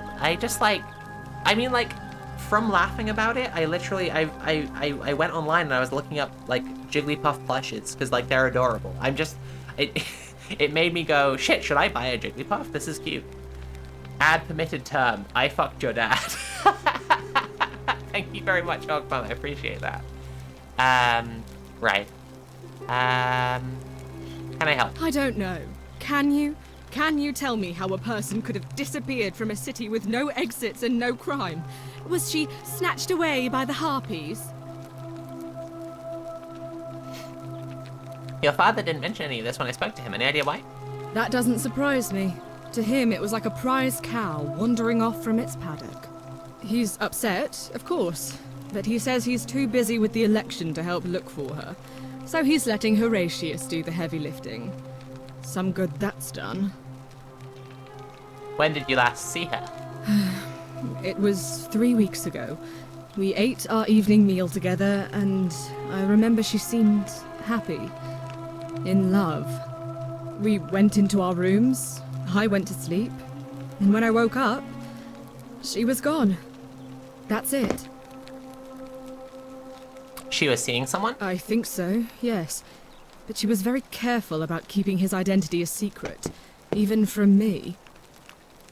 Why is that? Because our father had plans to marry her off, eventually, and even a rumor about her attachment to some mystery man might have ruined those plans. Is it possible her lover was involved? I don't know, but it's been 3 weeks since she disappeared, and he hasn't come forward. That might speak to a guilty conscience. All I know is, whoever he is, he's still here in the city. Why are your names all so similar? You really aren't from here, are you? All Roman women are named after their fathers. I think it's their way of branding us, like cattle to be sold at market. The eyes in this name are very weird. His family name is Sentius, so I'm Sentia because I'm the eldest. And my little sister is formerly Sentia Minor, but she is affectionately known as Sentilla. That's actually why, by the way, if people don't know this, that's actually why Caligula was called Caligula. It's a nickname which means little boots because his dad was a soldier and he hung out with the soldiers all the time, so he was like the little boots because their sandals were a kind of big uniform element. His name was actually, like, his name, like this is often the case in like Roman aristocracy, was just identical to his father's and like grandfathers and great-grandfathers and so on. They have like 5 different names and then they're just known by a different one each time. You look surprisingly relaxed about your sister's disappearance. I hope you're not insinuating I'm somehow pleased with her disappearance. Optional, this is just appeared behind my camera. Optional, tell Sentius you suspect Sentia. Are you? Ugh, you're awful. Get out of my villa and never speak to me again. Valid. It's chill. She'll talk to me on the time repeat. On your best behavior, I trust? Oh, okay. Let's talk to this guy. Okay, here's the thing. I've been live for an hour and a half now. I want to take a little break, but I want to talk to Horatius first because he's really interesting. And I feel like we could have a little chat about Horatius in chat as well. I think my take is this guy is the Roman version of a Jordan Peterson fan. What now? What's your story?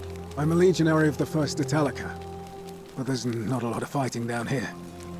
So the magistrate has assigned me other duties. I act as the magistrate's right-hand man, keeping an eye on his daughters. Daughter, I should say.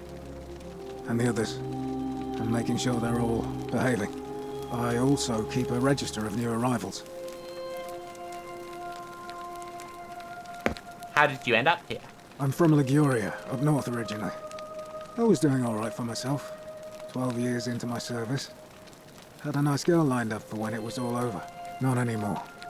She's probably figured I'm long gone and moved on by now. I try not to think about it. My commander sent me to deliver a message to Rome. While I was there, I thought I'd do something nice for my girl. And pick up a little pendant from a silversmith. That's when the crowd started flooding through the streets, shouting fire. People screaming, trampling each other. Then some Genetricum Fugitor tried to take advantage of the chaos and pinch my pendant. I remember chasing him through the crowds, down towards the river. And then, nothing. Blacked out and woke up near here. No idea how I ended up floating so far downriver. But I'm fortunate to be alive, I suppose. I'm sorry to hear that. Ah, don't be. As Seneca the Younger said, difficulty strengthens the mind, as labor does the body. That said, Sentilla's disappearance has been more difficult than I'd care to admit. We need like a little bell or like a little, I don't know if Nightbot can do this actually. Can we have like a counter for like how many times Horatius quotes his favorite philosopher? He's one of the better commanders I've ever had, that's for sure. Good stoic. Lives by Seneca's words. 2. Treat your inferior as you would wish your superior to treat you. Can't ask for much more than that. Do you know a way out of here? I went around asking the same questions when I first arrived. Never did find a way out. But I learned how to accept my situation. To bear trials with a calm mind robs misfortune of its 3. strength and burden. That's from Seneca the Younger, if you're interested. That's from this really cool book I read called 12 Rules for Life, if you want to know more. Actually, Maps of Meaning kind of goes into this concept a lot more. If you're interested, yeah, like, look up Jordan Peterson if you want. It's like, this is literally what this guy is all about. And let me explain when I say, I am completely correct in saying he's a Jordan Peterson fan, but I like him because everyone in this game exists to espouse a philosophy, but Horatius knows that and tells you it. He's like, I'm a Stoic. I like the Stoics. I want to tell you about Stoicism, right? And that's really cool. That's really interesting because like, he's exactly what he appears to be or just right on the surface. Like he's kind of a nice guy. Like he's kind of a, you know, he's the best case outcome for a Jordan Peterson fan. He's just very simple and straightforward. He lives by his 12 rules. Simple enough, you know? Can I see the citizen register? I don't see why not. Just make sure I get it back by tomorrow. Okay.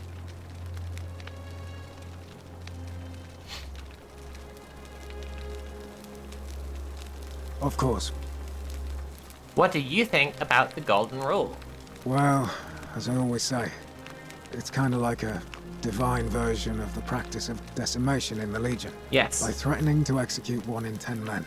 The idea is to ensure order and discipline among everyone. And it works. If you knew You could be executed because your brother-in-arms is planning a mutiny. Well, you'd bloody well watch him like hundred-eyed Argus, wouldn't you? Because your only chance of saving yourself is to stop bad things before they happen. Makes us all responsible for keeping each other in check. It's brutal, of course, but effective. The Legion wouldn't be the most formidable force in the world without it. So we need 4, I think 4 on the counter. Is it working? I see 1. What is this, 1984? Yeah, it's a good way to create a society of cops. Yeah, that is the really important thing here. Are you saying you're in favor of it? What's done is done.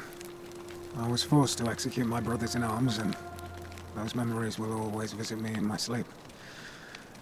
But life is harsh, and I've come to accept my lot. As with the Golden Rule, I don't have any control over it. So railing against it would be like trying to stop the seasons or the tides. As Seneca the Younger wrote, true happiness is to enjoy the present without anxious dependence upon the future, not to amuse ourselves with either hopes or fears, but to rest satisfied with what we have, which is sufficient. For he that is so wants nothing. The Horatius bot is incredibly good, thank you. I want to reiterate that from Disco Detective. Loken, thank you very much for creating the Horatius bot. It's very useful. Alright, let's try another dialogue option and see what Horatius has to say about this. War crime. Isn't that a contradiction in terms? As Cicero said, in times of war the law falls silent. No Seneca there. That's messed up. Our worlds are very different. I agree with you. No, our worlds are very different. Seems that way. War crimes. Ridiculous. He's just like, yeah, war crimes. If you like. I'm amazed that he knows all of these quotes from memories. Well, that's you can find there's like a recorded instance of Plato complaining about written language as a thing that will make people lazy, because before that point, poets would just memorize poems from being told them, and like whole plays and stuff like this. Like, it was the way things were done was just entirely in people's heads. Like, you need to remember the fucking ancient Greeks and, you know, the ancient Mesopotamians through to like early Christendom as a time that's like, you know, the tail end of the Iron Age. Like, these are truly ancient peoples. Who are you going to vote for? Not that it's any of your business, but my loyalty is and always will be with Sentius. Unfortunately, war crimes, ridiculous. I don't think my vote is going to make any difference today. See, Domitius has been going around town, shoring up votes for Malleolus with lies, bribery, and intimidation. The man's a savage, but he's a gladiator, so people fear and respect him more than they should. Sentius knows about it, of course, but he doesn't have the same rat cunning as Malleolus. This place will be different with that sleaze at the helm. But I try not to worry about things I can't change.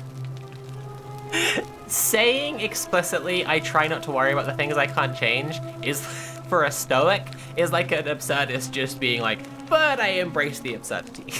Like, it's just, what? Okay.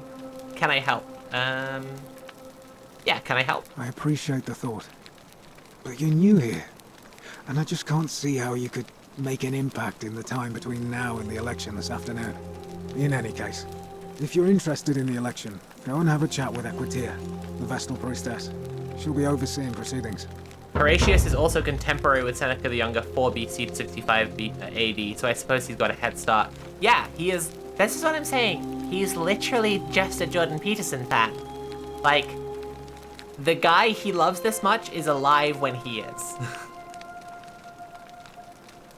I agree in the sense that all war is already a crime. I mean, that was his point. Like, that was literally the point he made, so you just agree with him. I'll be going. All right. Did I miss anything What here? now? Okay. All right. There will be more Horatius later. A pretty interesting guy, right? Like, I just think that's certainly a type of guy. Citizen, Magistrate.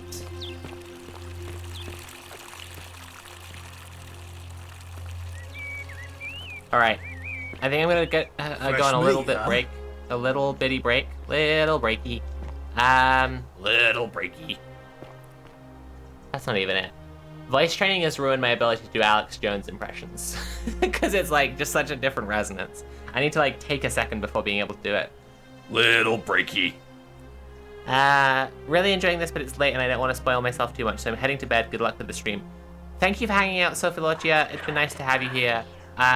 I really encourage people to check out the game and play the whole thing if they're interested, because like I will be going through everything, both like playing through the whole thing on here and talking through the whole thing in my video. I have a very serious spoiler warning for this one, and I'll give the one in the video as well. I think I'm pretty early on. I'm just gonna say like, okay, we're going through the whole thing, so if you're curious, and I really hope you are, play it. I am... yeah, I'm going on a little break. I will be back in no more than 10, hopefully 5 minutes. I'm gonna get myself a coffee and also some more water and just stretch my legs. And a little bio break. Everybody else do what you need to do. I will see you in... Wait, what kind of music should we put on?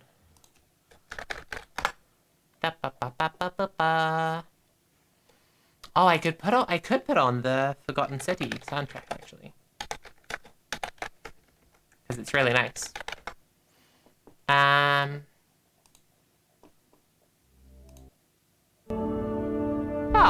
Yeah, that's great. Okay. Hopefully 5, no more than 10 minutes. If you're enjoying the stream, please consider paying for the stream. You can subscribe or cheer or donate directly using command tip. See you shortly.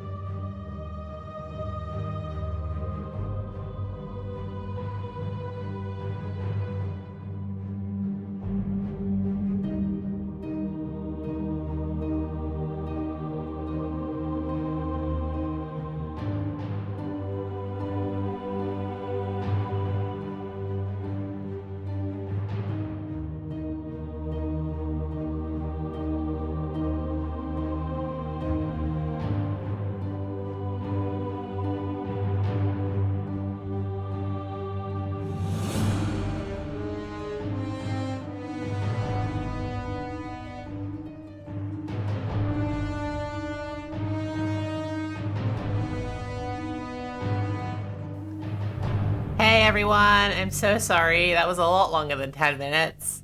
I can't believe I keep doing this. I'm sorry, everyone. I got very distracted, basically. That's all that happened. I don't have an excuse. I just wandered off. I just wandered off to give my girlfriend hugs and kisses. That's just it. That's what happened. I'm sorry, everyone. I have to apologize for some stuff that I did. This is really hard for me. This is the hardest video I've ever had to make. I was gone longer than I said I would be. Because I was kissing my girlfriend. I'm so sorry I did. I'm so sorry. I think I'm going to change my necklace. I think I want to have a different thing on.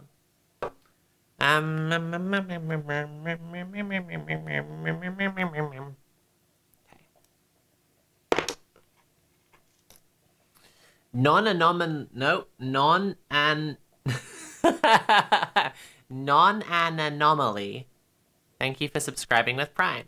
Everyone, please remember, if you're enjoying the stream, you could consider paying for the stream by subscribing or sharing or donating directly using Command Tip. And if you have a Prime account, you can link that up to your Twitch account and donate, and give me money without paying any money yourself, which is pretty cool. A martyr to the cause of kissery. It's true. It's true. It's true. I am. Right.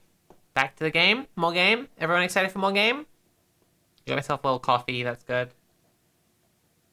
Oh, I should get more water. I am going to get more water. Then we will probably start.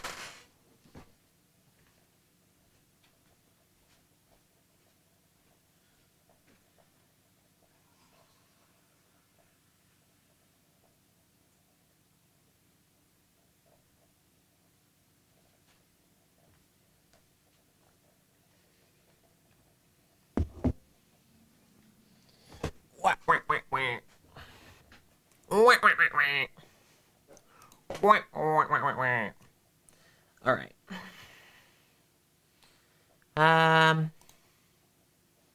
Okay. Cool. It's a cool chair. It's not comfortable though. It used to be. It was quite nice. When it first arrived, it was very good. It was comfy as well as cute. And now it's just really like the cushions have deflated. I think it's giving me back it's whenever I sit in it for like a pretty prolonged period, I wind up with like my lower back hurting a bunch. I actually had an offer for a sponsorship from an ergonomic chair, I guess. And I'm thinking about taking it at least, like, even if I can't work the sponsorship into something, just like taking it so I can get the chair. Because they give you a free chair, obviously. And I'm like, well, if it's good, then I could do the sponsorship. And if it's bad, it's still probably better than this chair. Like, so, you know.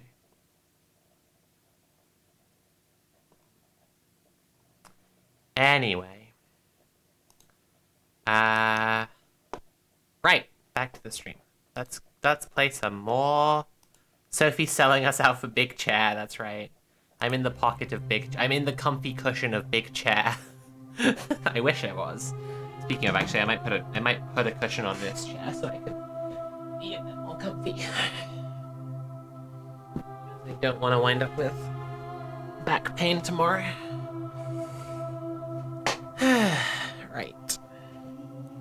Just got back from the doctor, my HRT prescription, and oh my goodness, got my HRT prescription and I'll be starting on the 20th. Shirley, that's amazing. Congratulations on being you, and congratulations on getting your HRT. That's really, really, really cool. I am very excited for you to start this journey. HRT is a hell of a thing. Okay. And here we go.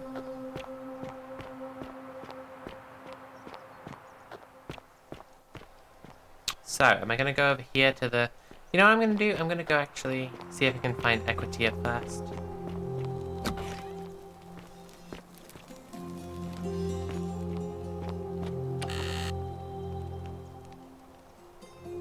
And anonymous friend to Octavia, may the Lord bless and keep you. I'm sorry I could not risk discussing this with you in person, but if I'm right, then you're a believer like me. You may not be able to worship openly here, but know that you're not alone. If you ever feel like you need somewhere to pray, there is a special place waiting for you deep in the caves behind the theater. Turn right at the first fork and again at the second.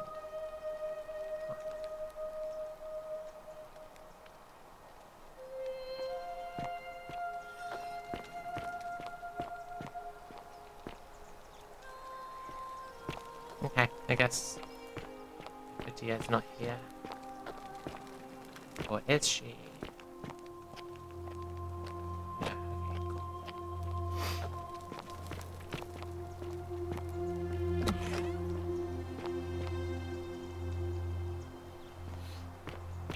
I actually want to see Galerius first, I think.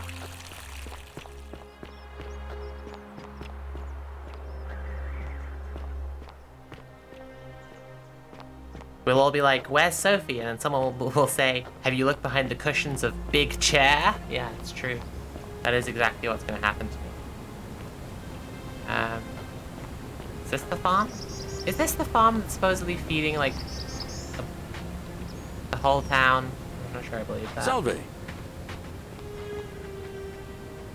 Was this guy turned to gold while pointing? Yep, I guess so. Weird. Hey, Galerius! Tell me about cabbages. Ah, it's you again. Hope you're settling in, friend. You're all gonna like Now, Galerius. What's on your mind? Well, it's a long one and kind of sad, but I don't mind telling it. I'm a farmer. Always have been. I grew up in a small village in Britannia, Camulodunum, with my parents and 2 little sisters. Lovely part of the world. One day, when I was about 20, my father and I were in the top paddock, loading our cart, when some Roman legionaries came along, demanding produce for their men. My father told me to run into the house for his axe, and so I did. I sprinted so fast I almost threw up, but by the time I got back, he was bleeding out on the ground, and our cart was empty. That was my first encounter with the legions. My mother died of a broken heart soon after, and things went downhill from there. I took over the farmstead, but I was young. It was a struggle. More raiding started before too long. We'd come outside in the morning to find animals missing, our stores pillaged. These Legion thugs just took whatever they wanted. One night, when my sisters and I had nothing left to steal, there was a knock at the door. I knew who they were, and what they wanted. I got my father's old axe, pulled the door open real quick, and before that soldier knew it, split his face right down the middle. But there were more of them. I never saw how many, because the next thing I knew, I was waking up with a mouth full of dirt and lungs full of smoke. My home was reduced to ash. My sisters, dead. And they left me alive to see what they'd done.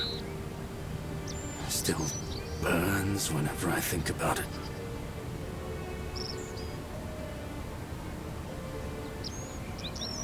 I'm sorry to hear that. Yeah, well, I wasn't the only one this happened to. It wasn't long before Boudica led thousands of Britons in a rebellion against the Romans. Unfortunately, there were just too many of them. And those of us who survived, they enslaved. So, then I found myself being transported all the way to Rome to be sold to the highest bidder.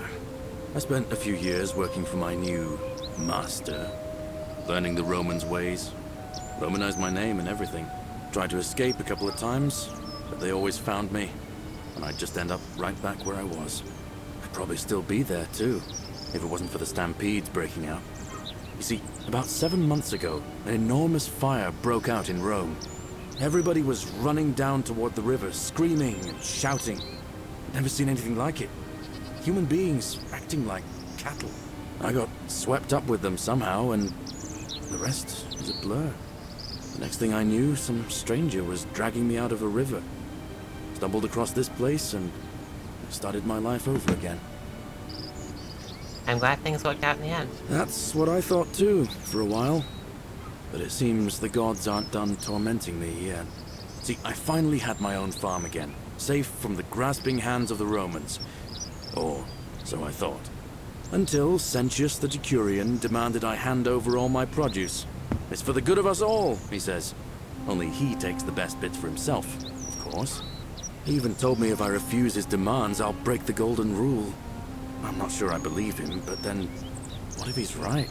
So, it turns out our dear old magistrate is no better than the Legion thugs who took everything from me. I'm right back where I began. But don't you worry, Nemesis is waiting. And he'll get his, one day. He'll get his. Forget I said that last part, will you? I get carried away, sometimes. Sure. Thanks, friend. I knew I liked you. Anyway, that's enough of me rambling. Was there something else you wanted to talk about? A lot of people almost drowning in this game. Yeah, what an odd coincidence. Probably means nothing. Do you know a way out of here? Well, as much as I'd love to get out of here, the harvest's always more fruitful in another man's field, isn't it? But Scintilla, Sentius's daughter, went missing a few weeks back. Could be she found a way out. If anyone knows for sure, it'll be her sister, Sentia. But she'd never tell the likes of me.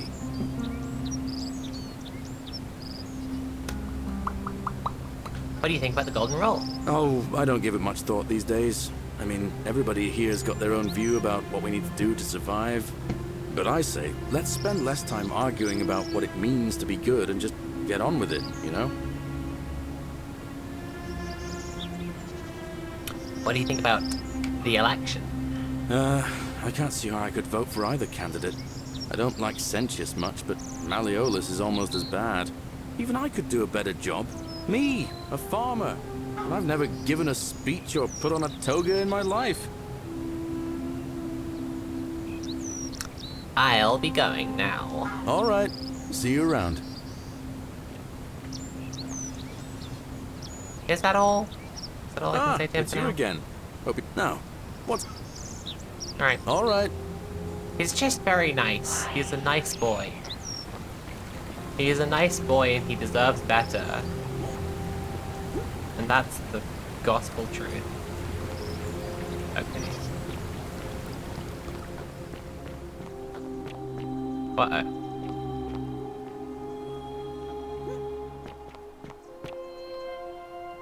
Ah! Oh my god. That sucked. God damn it. Okay. Well, guess I'm swimming now.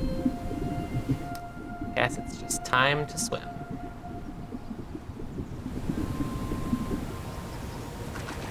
I see what you mean about every character being a stand-in for a philosophy. I mean, yeah. Also... Fortune smile on you, sister. Aww.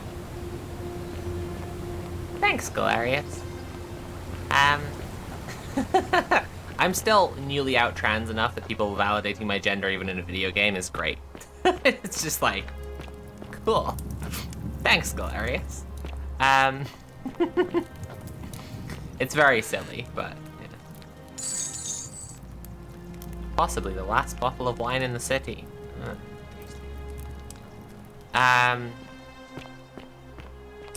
Yeah, yes, they all have their own philosophies. I think it's interesting.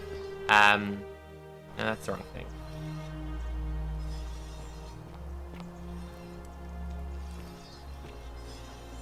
May the gods be kinder to you than they were to us, stranger. Woof. Fucking woof.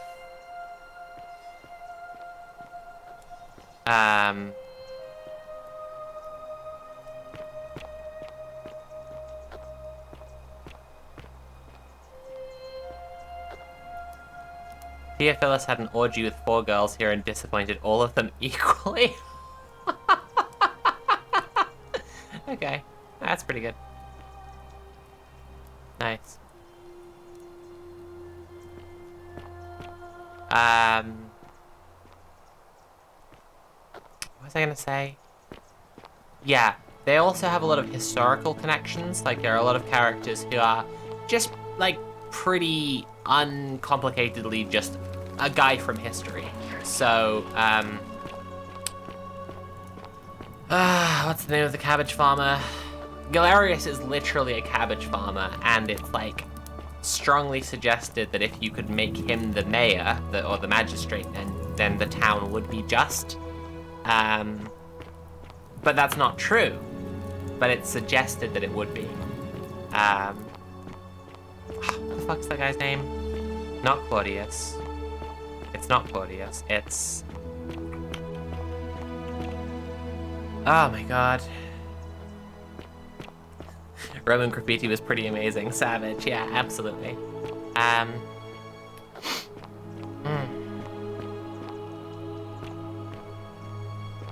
Diocletian. Well, yeah, I mean, yeah. But Diocletian wasn't emperor and then was made emperor and then stepped down again. So it's kind of like a, you know, him being a cabbage farmer is a deliberate thing. Deliberate thing there. Oh my god.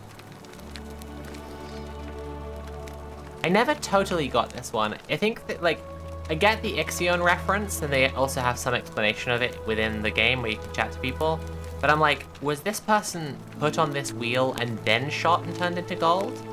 Or were they a gold statue who somebody put on a wheel because they thought it would be basically kind of funny? I don't know. Very strange.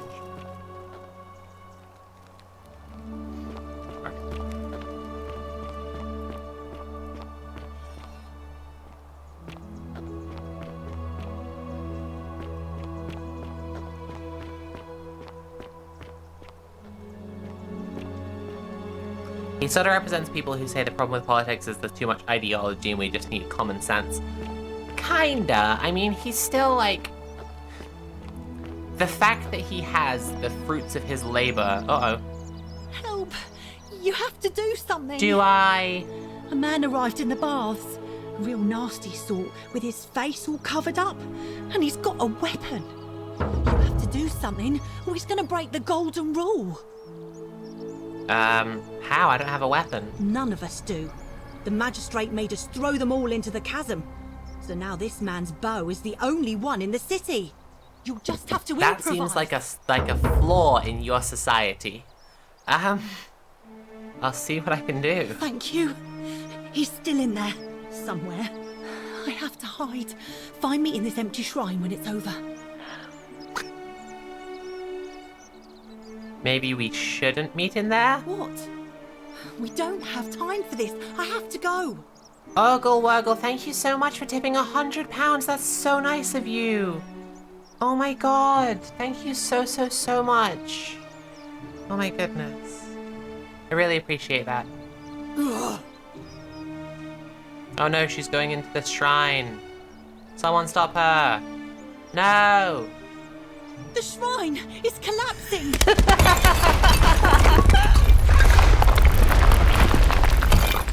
Well, if only someone knew, if only someone would have done something. Shrine may collapse at any... Oh god, that's so silly. Right, well... Oh no, there he goes. Fabia, no! Oh god, she's dead! Did anyone see that? The whole shrine just collapsed on her. Oh, Fabia, poor Georgius. why did you have to go in there? Poor sweet girl.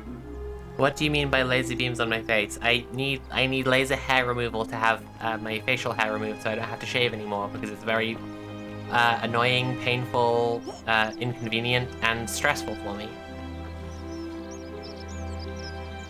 I can't believe she is dead. Fabia, I mean. She walked into that empty shrine, and the next moment she is lying dead under a pile of rubble. The gods are cruel and unjust. She was like a daughter to me. I'm sorry, friend. It's not right for me to lay my burden upon you. The game punishes you for metagaming. Yeah. Yeah, there's certain stuff that on the first day through you can't change anything. I need to go and see if I can get the gladiators to help me. But this is Equitia, so I just want to talk to her first quickly. Ave, and may Vesta watch Urgle over Wurgle, you. thank you so much for that. I really Equitia. appreciate To it. That's what really do I owe the amazing. pleasure of this visit? Wow, significantly closer to the goal now. That's really nice. Okay, it doesn't See you matter again to change soon, things right? right now anyway, so let's just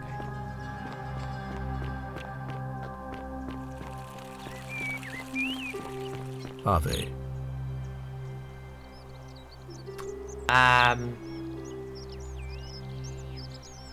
Oh, why is Thank there you. not I'll a... be waiting. Why isn't there an option to, like, tell him about the guy? That seems like a pretty obvious solution to this, is you go get the cops, basically. Like, Horatius is essentially the cops for this. Oh, okay, he'll be in the bar, right? Citizen.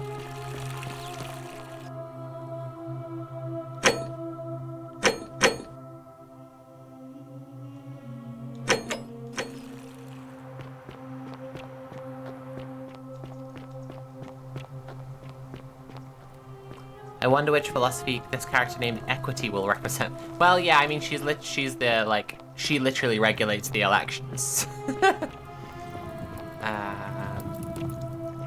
Hilarious.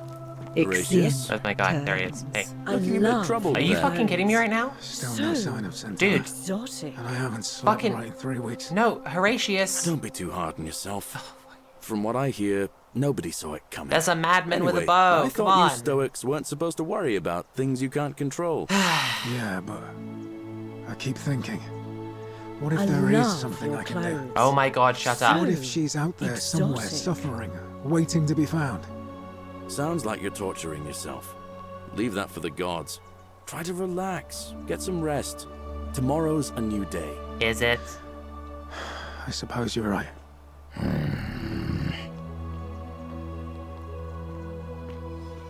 Some fucked up shit just happened with Galerius. What now? Is there seriously not an option for, like, telling him that What this business is that of That yours? seems wild to me. Smile on I your don't, sister. yeah, that's bizarre. But apparently you can't just, A lot of people have been alright. No, it's not that. But I learned longer, but I don't want to seem obstructive. Fine. All right. Okay, I guess I just have to go get shot by the guy lifts his instead. dribble head.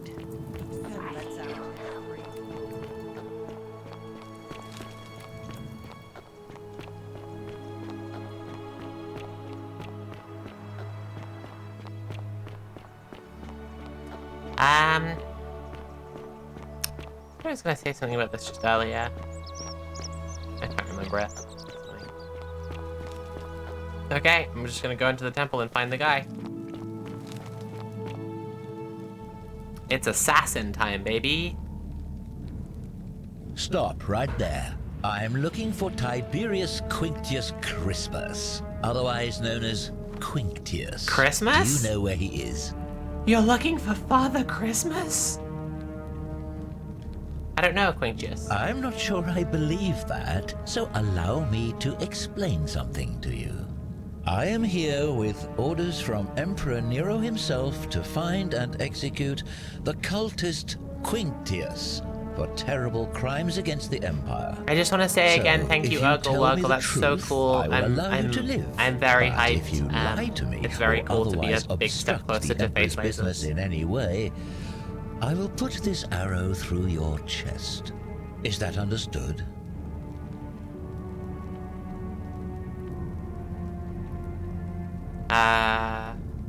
Twist ending. Everyone avoids the armed man to keep the to keep the golden rule, but it turns out not bathing is a sin. I swear I wasn't lying. You are not off to a good start. I When don't know a guy ask called you Quinctius, you question, fuck. I Come expect on. An answer. Is that understood? Got it. Thank you. Now tell me, who are you people, and what is this place? We're just a small community of strangers who wound up here by accident. A small community. Ha! I was told Quinctius was a cultist, but I never thought he'd be foolish enough to lead me right to the heart of his mystery cult. Oh, fuck. Wait, what's a mystery cult? Oh, don't play coy with me. I don't care if you're worshipping Bacchus, Magna Mater, or Christ. You lot are all the same to me. Always sneaking off to your secret sanctuaries. Stanley Parable indoctrinating narrator each sounding other ass. with your little mantras. The Emperor may have tolerated your activities up until now, but after what Quintius did, those Pate days are numbered. Mathos, thank you for subscribing. You got the right idea, we're not cultists. You say that, but if you're not a cult, then why go to such great lengths to keep this place a secret? I'm still looking for a way out, we're not keeping it to you. Oh geez, neither of these are very good answers for convincing this guy that we're not a cult, huh? Hello Morgan the Fae. I'm still looking for a way out. So you admit you're not allowed to leave? I mean,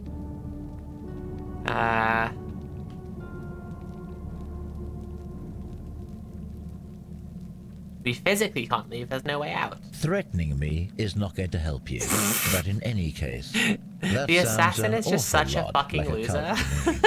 And I saw the inscription saying, "The many shall suffer for the sins of the one." I take it this is some kind of mantra you all believe? No, well, that's not a lie. Another lie. So you really do believe that? How does he know my lies? You've clearly been indoctrinated into this No. nonsense. Now tell me, where did you lot get enough gold to make all these statues? They were once people who had turned to gold as punishment. You lot are practicing human sacrifice too. You people disgust me. We didn't turn them to gold, a god did it, and we don't know which one. Of course you'd say that, but that's what your kind do, isn't it? Our god told us to do it. It's all clear to me now. The secret sanctuary, the indoctrination, the mantra, the human sacrifice. You're cultists. There's no doubt in my mind. What baffles me is how a person can believe in something with such zeal. They just can't see what they've become. However, you still have a chance to redeem yourself by telling me where Quintius is. Do not waste it. My not in a cult t-shirt has a ninja asking a lot of questions already answered by my shirt. Thank you, Locan, that's very good. I have no idea who or where he is. What can you tell me about Quintius? What's going to take for you to let this go? Gold? Take all the gold you want. It wouldn't help you even if I did know who he is. What can you tell me about Quintius? Very well. Here's what I know. He's a 40 to 50-year-old man with distinctive eyes, one green and one blue. He's also known to have delusions of grandeur. The Emperor says he and his cult, your cult, are responsible for starting the fire which burnt half of Rome to the ground and killed thousands in the process. Wow, based. More adventurous terrorism from the synthetic left. All I know, all I care about, is that the Emperor believes he is guilty and wants him dead. This guy's a dork? Yeah, Are absolutely. not my concern. This is your last chance. Are you going to tell me where he is or not?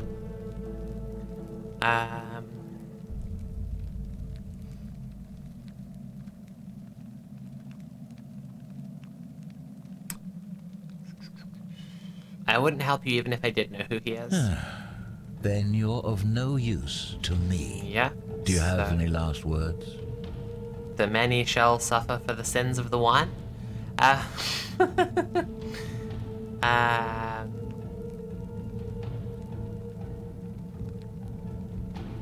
Do you?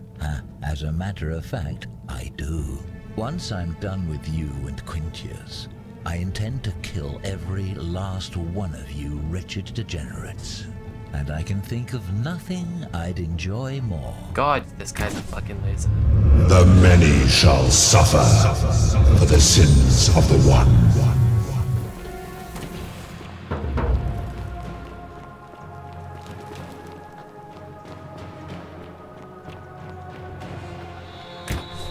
Oh, fuck.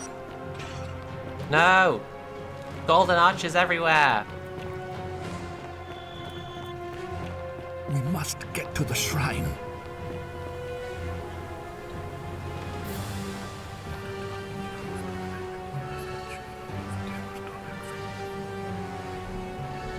Oh my god! Sentius was a skeleton the whole time! What the fuck? Loser missed at point blank.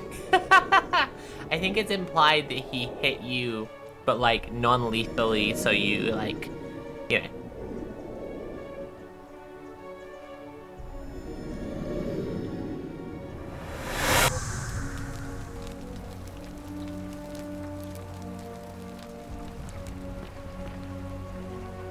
Okay, well, back at the start of the day.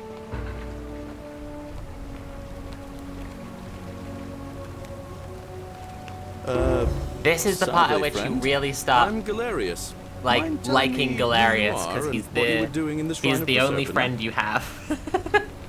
I'm Soapy, and we've had this conversation before. I don't think so. I've never seen you before in my life. Your name is Galerius, and you're about to offer to take me to Sentius so he can tell me about the Golden Rule. Oh, I guess how much did I drink last night? Sorry to have bothered you. No problem, I have to go. Oh, and since you seem to be in a hurry, you should try out this device I made. Worked real hard on it.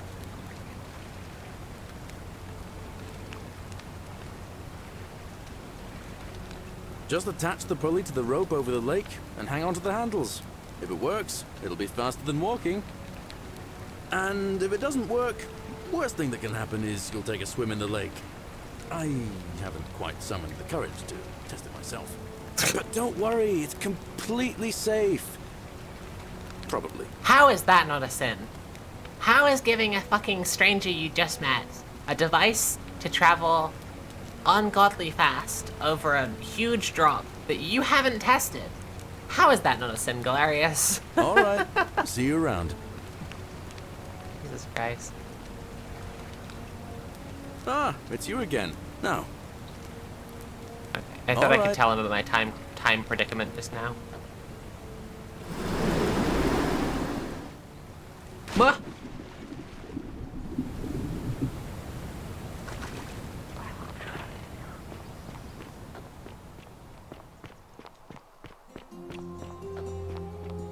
Oh, I remember now. Actually, it's on the third time around that you can start to Interesting. I've always found this really interesting that Livia. I think it's Livia's chambers are barred by a golden statue you can't get. Wait a second. There's a fucking skeleton in there. What the fuck? Okay, that's very interesting.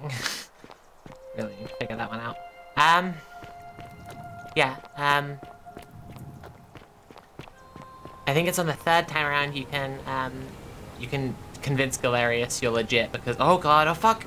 Oh Christ. Oh no. Fuck. Because you have the device that he invented, so it's proof that you're from the future. The Forgotten City, Roman doll more like. That's pretty good.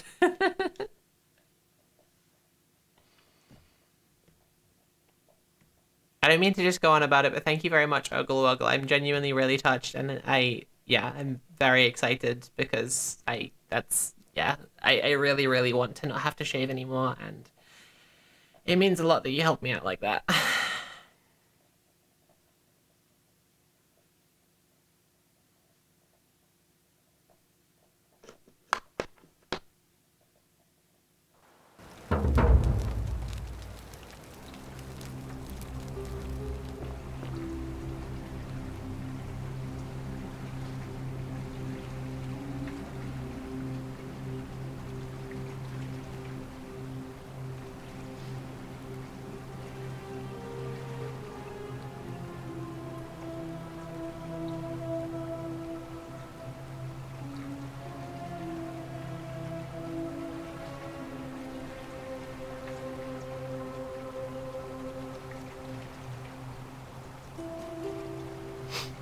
Alright.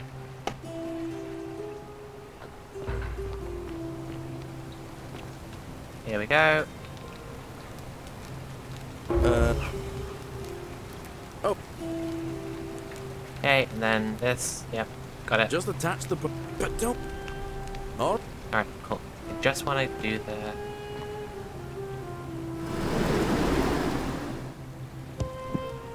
Don't fall, don't fall, don't... You fucker, come on. Come on, I tried so hard then.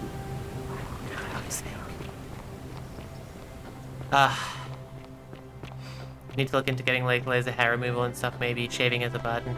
Yeah, I mean that's why I'm fundraising for it, because it's I really, really, really want it. I hate shaving. Smile on you, You, Sisyphus, attack or pursue the stone. Oh hell yeah, the laser funds are going well. Yeah, someone just made a really big donation actually. It's really cool. Hey buddy, I'm sorry I haven't replied to your message yet. I asked the other hosts, but unfortunately. Mule has coronavirus, and Tim's just had some really bad personal news, so we're a little bit in disarray right now. Everyone's excited about the idea of art for the fundraiser stream, but we don't know what it would be yet, unfortunately. Don't you just love springtime? This is the first I've heard of that as a cis guy. It's like self-care and soothing for me. Yeah, well, I don't mean to be kind of disrespectful of your experience, but we're shaving toward different aims. Like, if you're having a great time if you're like letting your hair grow and then shaving it and it's soothing and great. I'm trying to have a smooth face as much as I possibly can every hour of the day. It's kind of, you know, and also like, you know, even without the shaving itself being annoying, it's like the possibility, like, you know, the way that skin looks kind of grayer if like stubble is underneath it, you know, it's a big problem. No rush ahead about Tim, so you'll look after yourself as long as things aren't last minute. Oh, thank you very much, Bertie. I really appreciate your generosity there. I really am trying to get things sorted as fast as possible so that you have more notice.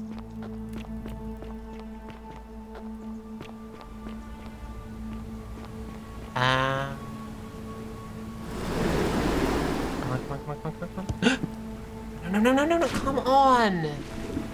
Fucking zipline! God damn it!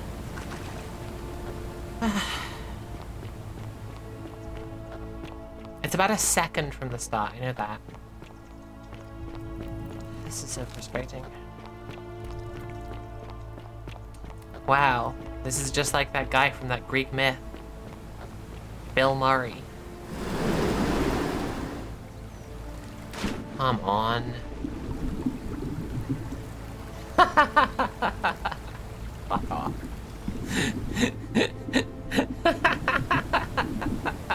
They just literally have like a statue imitation of Tantalus right there, like, for fuck's sake.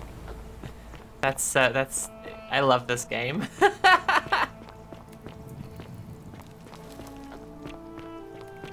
When I fucking pull this off, there better be a huge flurry of donations and celebration and fucking cheers and subs, honestly.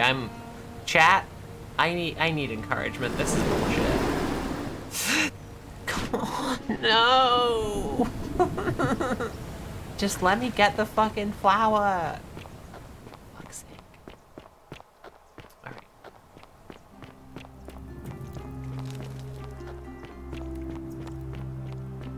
Sophie says.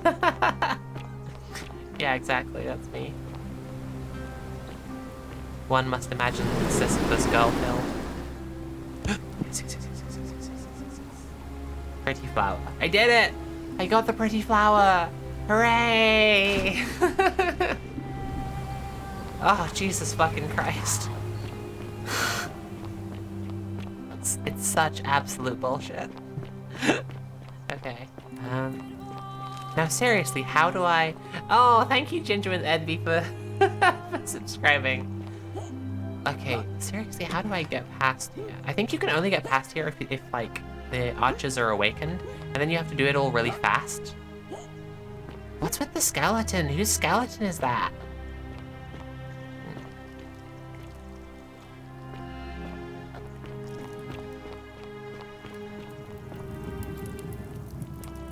Okay, I need to just go do a sin really quick. There we go. Cool. The many shall suffer for the sins of the one. Ah! Ah! Ah! What the hell? There's a fucking skeleton in here, but like no fucking note explaining it or anything. What the hell is that, honestly? Ah! Ah! Ah! No! Please don't die, please don't. Come on. Oh, for fuck's sake. Come on! Fuck. GG easy first try. Oh my god. Oh, thank you, Alyssa Demon. Thank you, Ren the Fool, and Alyssa Demon for cheering as well. Alright.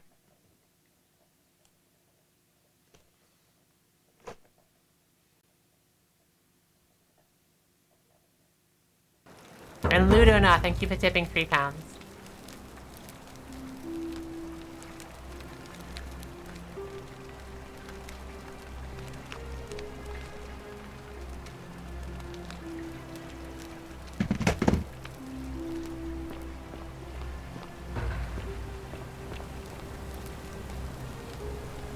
Wait, does this mean I don't have the flower? Salve, friend.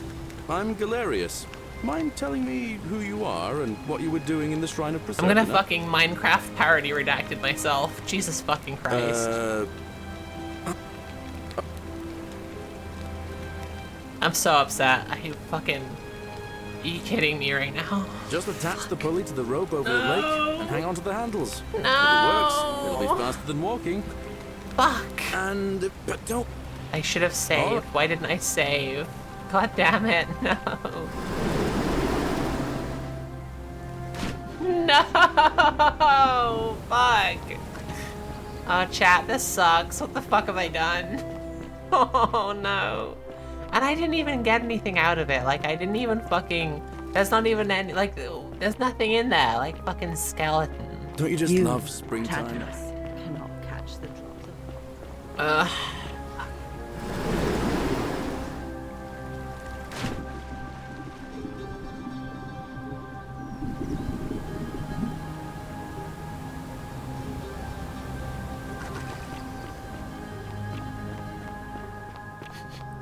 Big Sisyphus moment, yeah.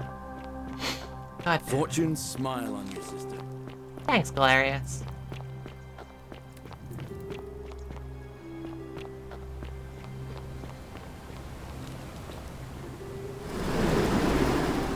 Oh, nope. It's a good life hack to farm money, get the flower to receive tips, and then reset. Salve. That's, it's just like what you can do in the game, just get infinite money. And chat have forgotten because I reset. Chat think this is the first time through. All of chat think that this is the first time I've ever gotten the flower, so they're all really impressed.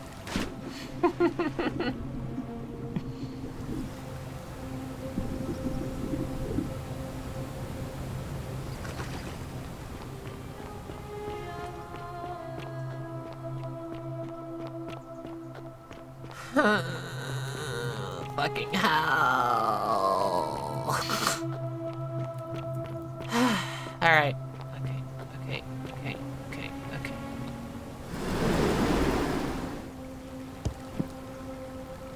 I got it. I fucking got it, yes! Oh, first time, I nailed it immediately. I'm such a fucking pro gamer. I can't believe I got it my first ever try. Hell yes. Quick save, baby. Fuck. Whew. Okay, cool. Don't steal anything, don't hurt anyone, don't... Whoever wrote this didn't get a chance to finish, evidently. Fucking hell. Alright, now, this time I've saved. So...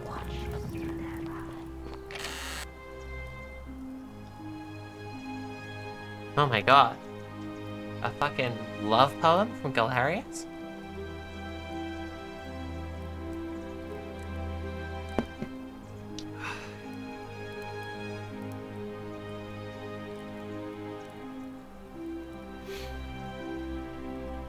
That's lovely. I'm gonna steal his money now. The many shall suffer for the sins of the one. New goal, run!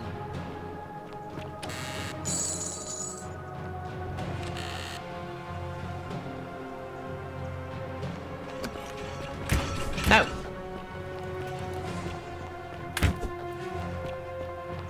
Haha! Wait, the fuck? Where's fucking Sentius? Oh, there he is.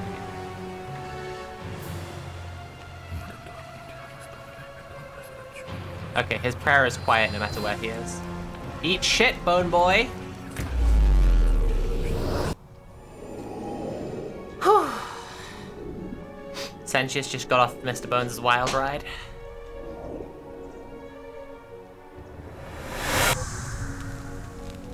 Fucking nailed it. Thank you very much for Tonbury Empress and Bridget the Trans Teapot for subscribing. Salve, friend. I'm Galerius. Mind telling me who you are and what you were doing in the Shrine of Proserpina?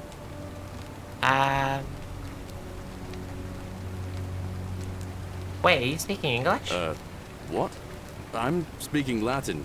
You are too, although your accent's a little strange. Oh, I see what you did there. Changing the subject like that. No. I'm Soapy and I got lost. Oh, is that right? Well, just make sure you don't get lost in any other sacred places. Just so nice. He's so cute. Can't I have love you him. disrespecting the gods by accident, can we now? But listen, most folks seem a bit confused when they get here, but you seem very lost, and in more ways than one. So let me make this nice and simple for you. Live by our law here. Oh man, I've heard this all before. Come on. All right, friend. Hey, dude. Come on, notice that I've got your invention, alright? Ah, it's you again. Hope you're settling in, friend. Now, what's on your mind? All right. Oh, I have to use the thing in front of him. Okay.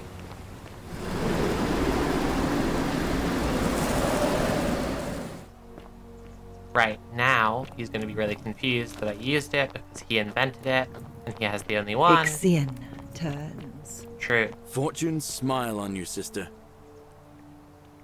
I saw you slide down that rope before. Very impressive. And strange, too, since that device you used is exactly the same as one I've been working on for weeks. There I was, thinking I'd invented it.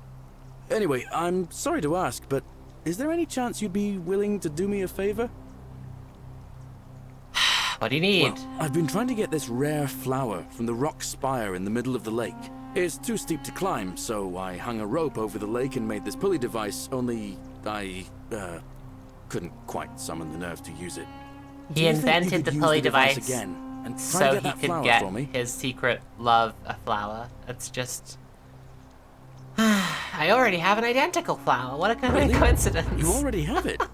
That's impressive. You're just a step ahead, aren't you? This is going to make her so happy. Equitia, I mean. Now I just have to figure out how to give it to her. What I really want to do is walk up to her, give her the flower, and confess I've been madly in love with her since the moment we met. But on the other hand, I can't shake the feeling that the consequences could be terrible. What's the worst that could happen? You mean, aside from her execution? You see, He's the Equitia perfect is a man. Vestal priestess, meaning she's He taken is a very vow of nice. chastity, the breaking of which would be an extremely serious affront to the gods and a capital offense. Even if she was just suspected of being unchaste, it could lead to her execution. Unchaste Vestals get buried alive. Oh, and I'd get flogged to death for good measure. But at the same time, she's just so kind and graceful, and I feel so much love for her that if I don't tell her, it'll burn a hole in my chest. I don't know what to do. My poor guy. What do you think? What would you do?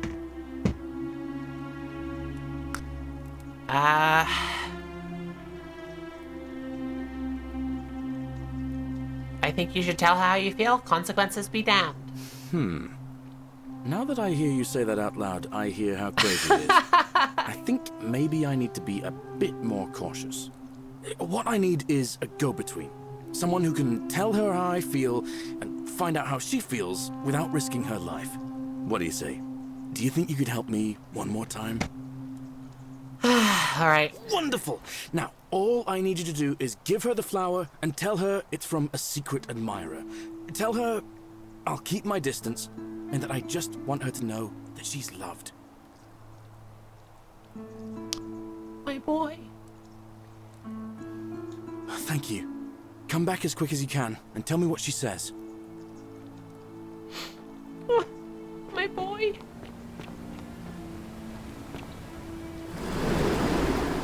Come on, come on, come on, come on.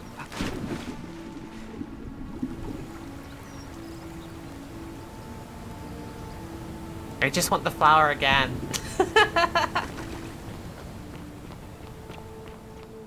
Infinite 40 flowers.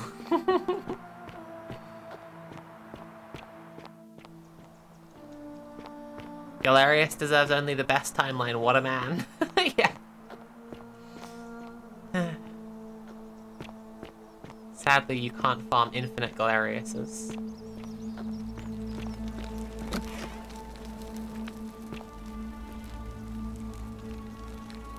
What are you doing in here? Can't you see this woman is dying? She's been poisoned. She needs the resin of a plant called Silphium, but that Culus cubulatus Decius won't give it to me. It's too late. She just slipped away. She was poisoned. She came in here frothing at the mouth. Normally, I'd treat her with resin of Silphium, a rare plant which is perfect for this sort of thing. And I knew Decius had some at his market stall, right around the corner. So I ran over there, but he just looks at me with this evil smile and says, "That'll be 1,000 denarii." There was no way I could afford that, and he knew it. Then that toad shrugs and says, "Supply and demand. I guess you don't value your friend's life that highly." Anywhere else, I'd just pay a thug to steal it from his stall. But there's no way I can do that down here with the golden rule. So all I could do is come back here and just watch her die. I kept on apologizing. And now I'll never know who poisoned her, or how they managed to do it without breaking the golden rule, or why she cursed that snake's cruel black eyes with her dying breath. So chat, I feel like you should be picking up. There's some sinning going on here. Decius has price gouged a life-saving medicine when someone is literally dying right in front of him. And this isn't a sin. Well, unless you have the power to bring someone back from the dead, there's really just one thing you can do. Get me that Silphium resin. I'm going to have another patient in here soon. Could be in the next day, or in the next hour. And I will not allow this to happen again. I don't care how you get it, but you have to make it happen. Because if I lose another patient this way, I swear to the gods below, not even the golden rule will stop me from marching up to that Genetricum Fututor and scratching his eyes out. I'll see what I can do. Well, come back if you get sick. Alright, cool.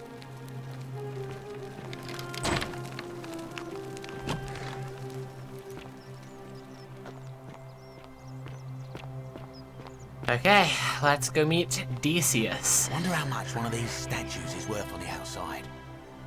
Salve, stranger, and welcome to our idyllic little slice of the Empire. I'm Decius. Terrible Oh, she shame called what him a happened to you, motherfucker, if you're wondering. But we just have to carry on, don't we? I need some Silphium resin. Certainly. All I ask is a reasonable price of 1,000 denarii.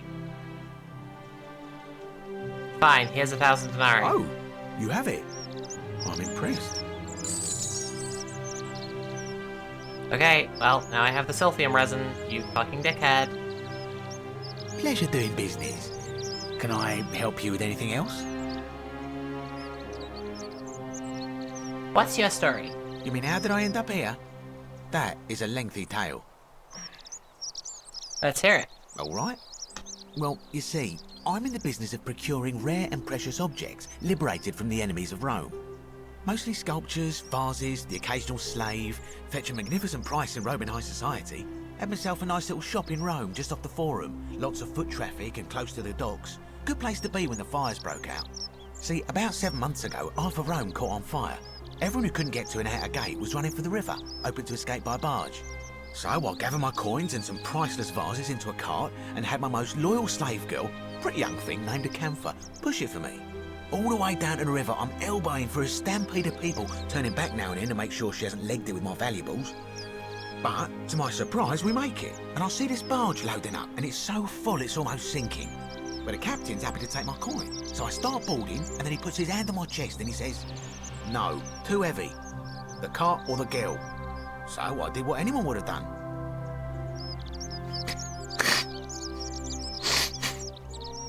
Hey, chat, what do you think you did?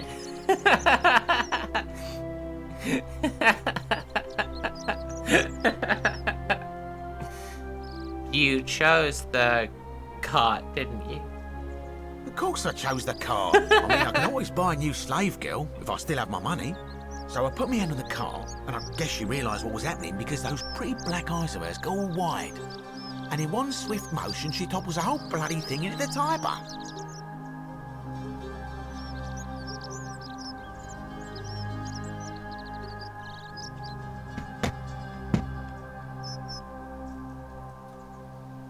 So you took her with you after all? No, I dived in after it, of course. Aren't you paying attention? That was a bloody fortune. Only, I guess I must have hit my head or something, because everything went black. When I came to, I You washed up on stabbed the the riverbank ferryman. not far from here, with nothing in the world but a single silver coin. Sounds like you got what you deserved. I couldn't agree more. I mean, sure, I'd lost a few thousand denarii, but I've already made it back, and this place is a veritable treasure trove. Look around you. There must be more gold in here than in the treasury of Rome. If I can just figure out how to get it out of here. Chat, if you're enjoying the stream, please consider paying for the stream, because I am doing a job, and it's nice when I get paid for it.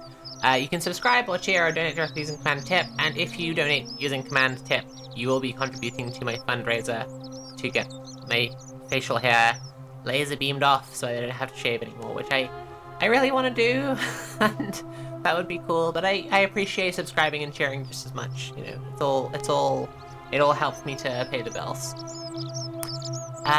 Do you know a way out of here? I'm afraid not. If you're desperate, I did hear that Aurelia down at the tavern claims to know of a way out, but I'm not sure I trust her. Some people here are a little shady for my liking. Thanks, I'll keep an eye out for them. Really, I hadn't noticed. Oh yeah, gotta watch out. Old Dacius has got your back though. Jesus Christ. What do you think about the golden rule? It's terrible for inflation is what it is. There's so much gold just lying around, it's practically worthless. At least down here. Of course, I have an idea for generating real wealth, but what I need is a bow. Just a simple composite bow. I've scoured this city from top to bottom with no luck. But if you happen to find one, bring it to me and we'll talk. I'm not getting you a bow. I'll see what I can do. Thank you, friend. With friends like this guy, yeah, absolutely. You'll see, he's just the worst.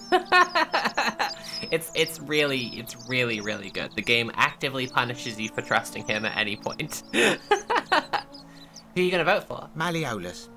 I mean, Sentius couldn't even keep his daughter safe. What hope does he have of protecting us?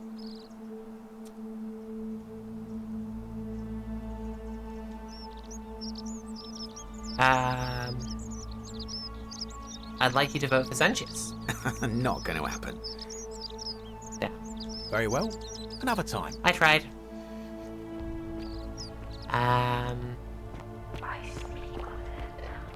Okay, I have the Silphium resin then, so I can save for next time around. What time is it now? 3 hours up.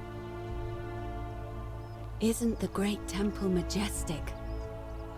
Oh no, people being turned to gold. Think of the economy. Least unhinged neoliberal capitalist. A new face. Ave, and may Vesta watch over you. I'm Equitia. To what do I owe the pleasure of this visit?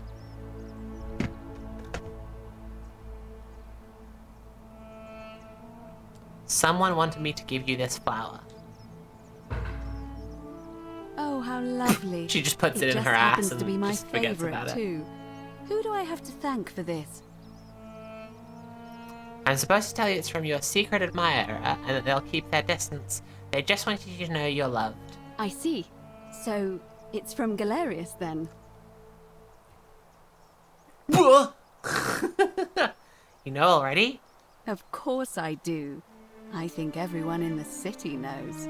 That man is a wonderful human being, and my favorite person in the world. But he is the least subtle secret admirer you could imagine.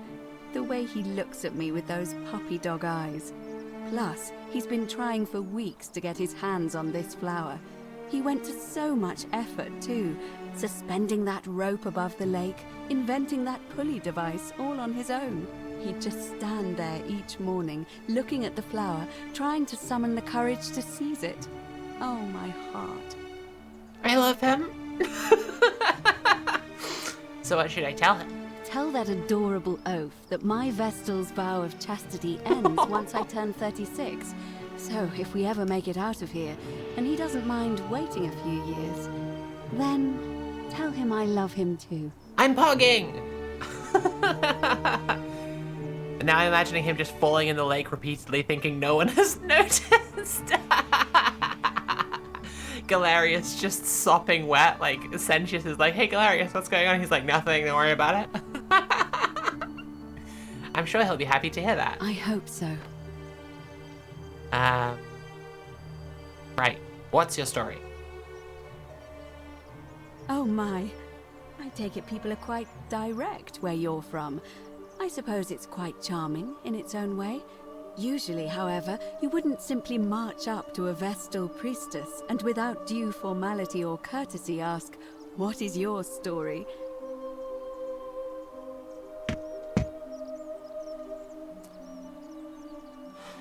Sorry, what should I have done? The proper approach would be to arrange an introduction. Okay, that's bullshit. And then, No. but to be honest, let's do it lame. your way. Okay. You just keep being yourself and ask whatever you like. It'll be a Okay, so refreshing tell me the change. story then. How did you end up here? You know, I'm not entirely sure. But what about you? How did you end up here? A young woman named Karen dragged me out of a river unconscious and sent me in here. Karen, you say? And nothing about that name seemed odd to you? It carries negative connotations where I'm from. Why is that? Because of the memes. The memes? What are the memes? A meme is a small image you share with other people. They've become a bit like their own language. So, a bit like Egyptian hieroglyphs, then? So your people make hieroglyphics depicting this accursed character, the one they call Karen. I wonder if... No. What?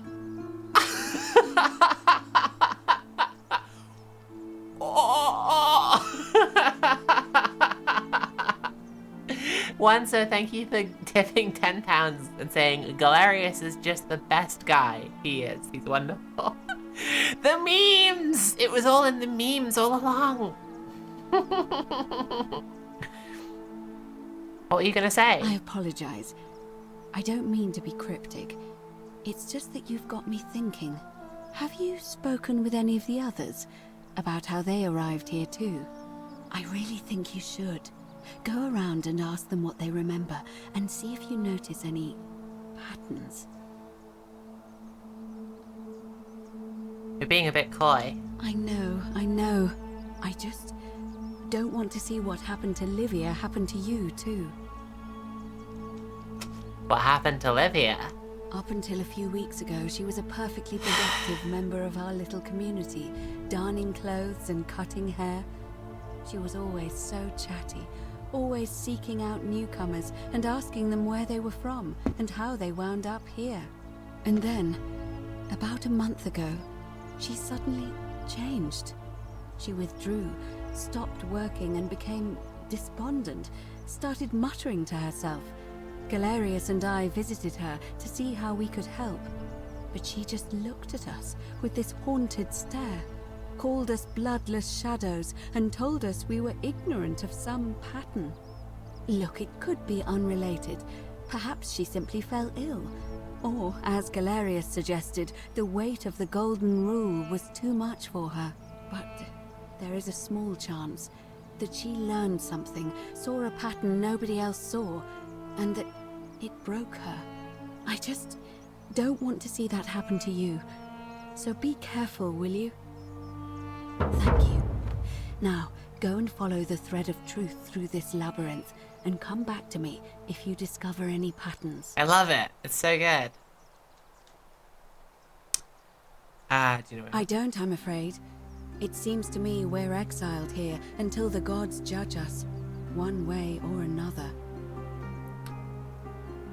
What do you think about the Golden Rule? I'm quite sure it's the work of the gods, which is strange because they've never been particularly concerned with our misdeeds, as long as we've kept the peace of the gods. We asked for blessings, for good health, bountiful harvest, military victory, and in return, we offer praise, wine, incense, or animals.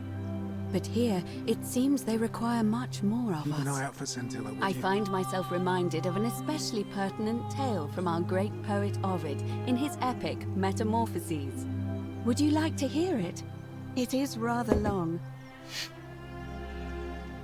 Why not? I have time. Wonderful. It goes like this. Baucis and Philemon were an old married couple living a humble life in a small town. One night, the town gets a visit from a couple of vagrants. They go from door to door, asking for a place to stay the night. Of course, being vagrants, they're turned away sharply from house after house, 1,000 in all, until finally they come to the little cottage where Baucis and Philemon lived. Now, the kind old couple had very little to offer, but nevertheless, they invite these strangers into their house and offer them food, wine, and a place to stay. Immediately, the guests make themselves at home.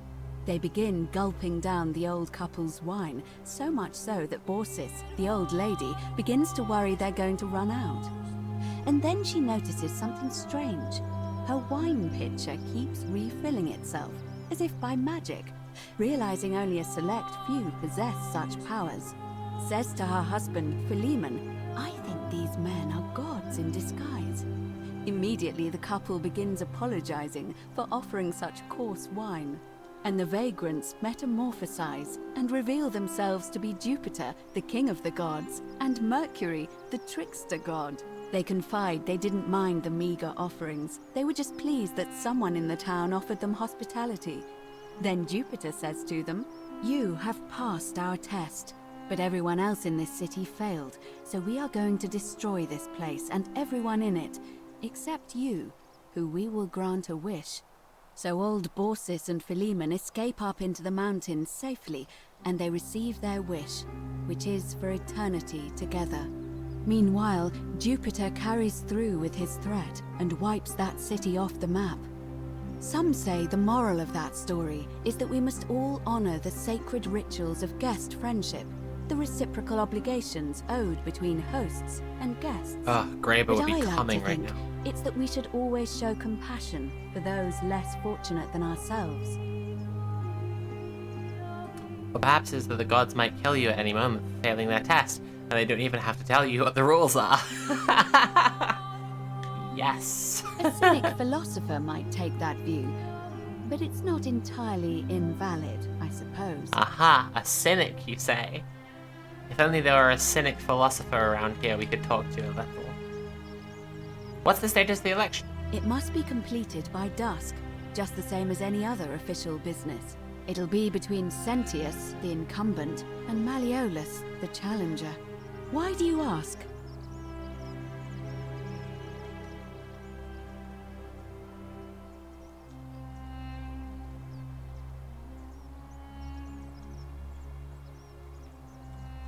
All of the male citizens who are willing and able to attend, unless they're running, of course. Sounds a lot like Sodom and Gomorrah. Yeah, there are like when you study classics a lot more and you look into also like ancient history and ancient culture, you realize that a lot of like stories are pretty much just adapted and with the like serial numbers filed off. That's just the way it's always been, I'm afraid. It never sat right with me either. There are some women who can vote, Vestal priestesses like myself, but in this case, given my role overseeing the election, I've decided to abstain. I can't allow the perception that I'm being anything but fair and independent, but if it's any consolation, there are other ways to influence the outcome of an election. Such as? By using whatever gifts the gods gave you. Nothing untoward, of course.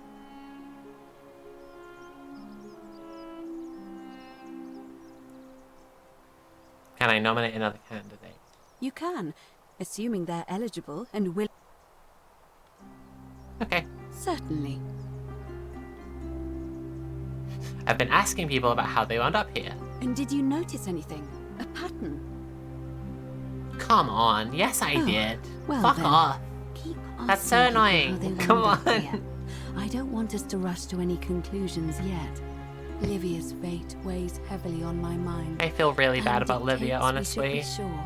Yes, you should ask the others first. Okay. Come back to me. Pals, I really, once really, you've really have acquainted to pee. yourself with the rest of our neighbors. I really, really, really have to pee, so I'm going to put you on pause for another minute, but it will be quick this time, I promise. I promise. Okay, cool. Where's my intermission screen? Oh, there it is. Okay.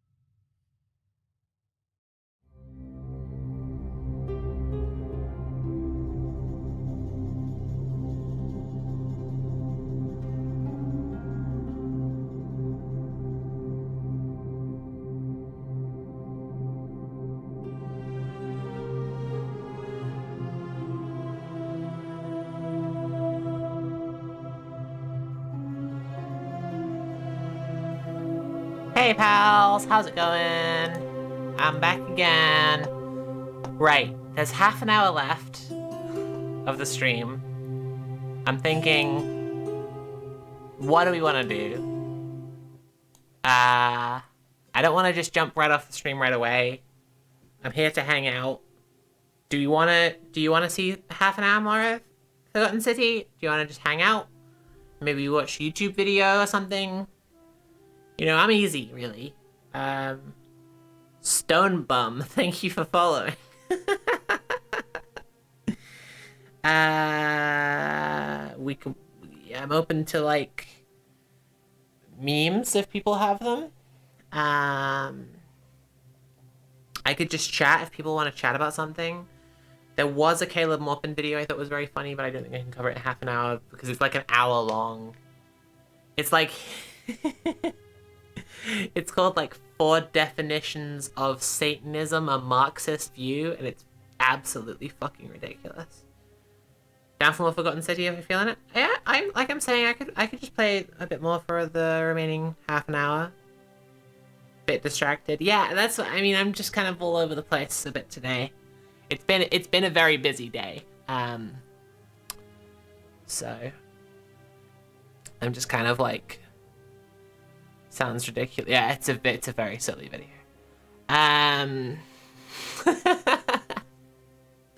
Okay, what I think I'm gonna do is I'm gonna just, no, I don't really think.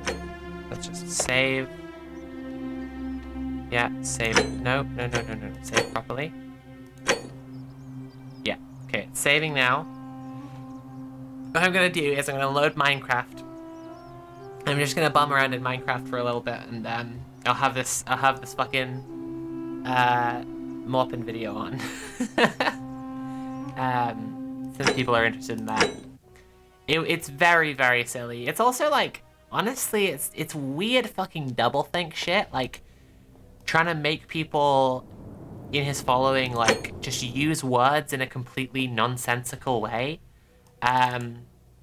Like it's literally he like, fuck's sake. They all call people satanic all the time. Why is that? Because they're far-right Christians.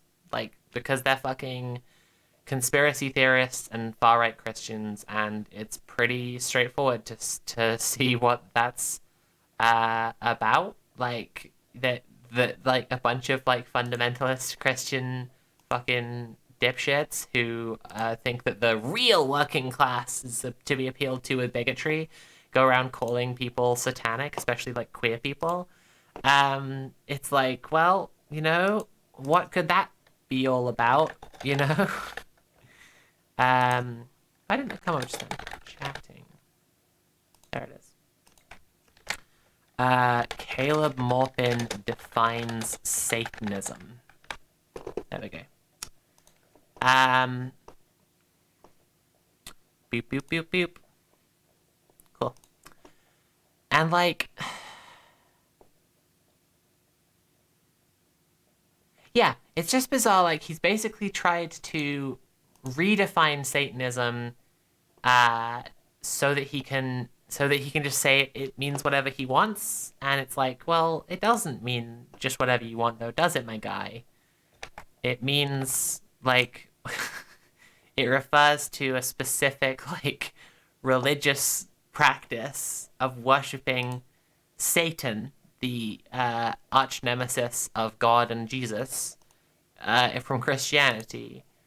And then, like, it's like, so going into like metaphor or whatever, to pretend that you know, you're using it in this like metaphorical way. Now you'll see it, but it's just like, you could almost have respect for people who are just about what they're about. Like, I'll say this, like, I find, you know, for as contemptible, because just, like, repulsive and slimy as Haz is, like, he's more respectable than fucking Peter Coffin or whatever. Like, any of these creeps who are just, like, talking out the side of their mouth the whole time and never saying what they mean, like, Haz just calls himself a reactionary, like, like, yeah, okay. yeah, it's this weird video. Basically, Caleb Maupin is trying to insist that that there are 4 definitions of Satanism, so that his followers, like I say, can just use words in "has" is a waste of a himbo. Thank you, Birdie. That's a good way to put it. It's very funny. Yeah, to just, like, use words in a deliberately, like, fucking obfuscating and nonsensical way. Because, like, what other purpose is there except to just confuse people and just, like, waste everyone's time? If people show up in your replies and they're saying, "You're satanic," and then you're like, you're just a fucking right-winger perpetuating the satanic panic that we're currently experiencing. Like, the QAnon is just still the same satanic panic from the 90s, just evolved. Like, and then they go, "No, well, you see, watch this video from the very smart and cool Caleb Maupin, and then you'll understand." Alright. I'll watch it on double speed because it's really long. Satanism. Yes, you heard that right. We are going to talk about Satanism. But we are going to talk about Satanism with 4 different definitions of Satanism. 4 different definitions. Yeah, I just love materialism so much. And what they mean. The first definition of Satanism is what we can call constructive Satanism.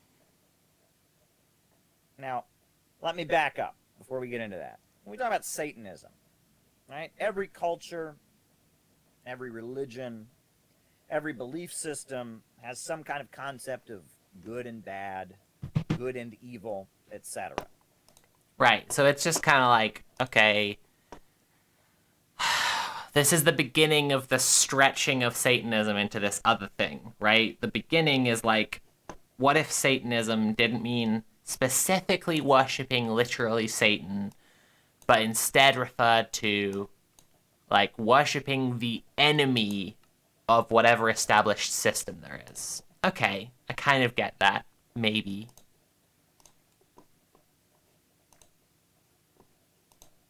Why won't it play? Oh no, the CIA is suppressing him! But what do these things mean? What do they mean in politics? Wait a second, this isn't double speed, this is normal speed. Fuck that.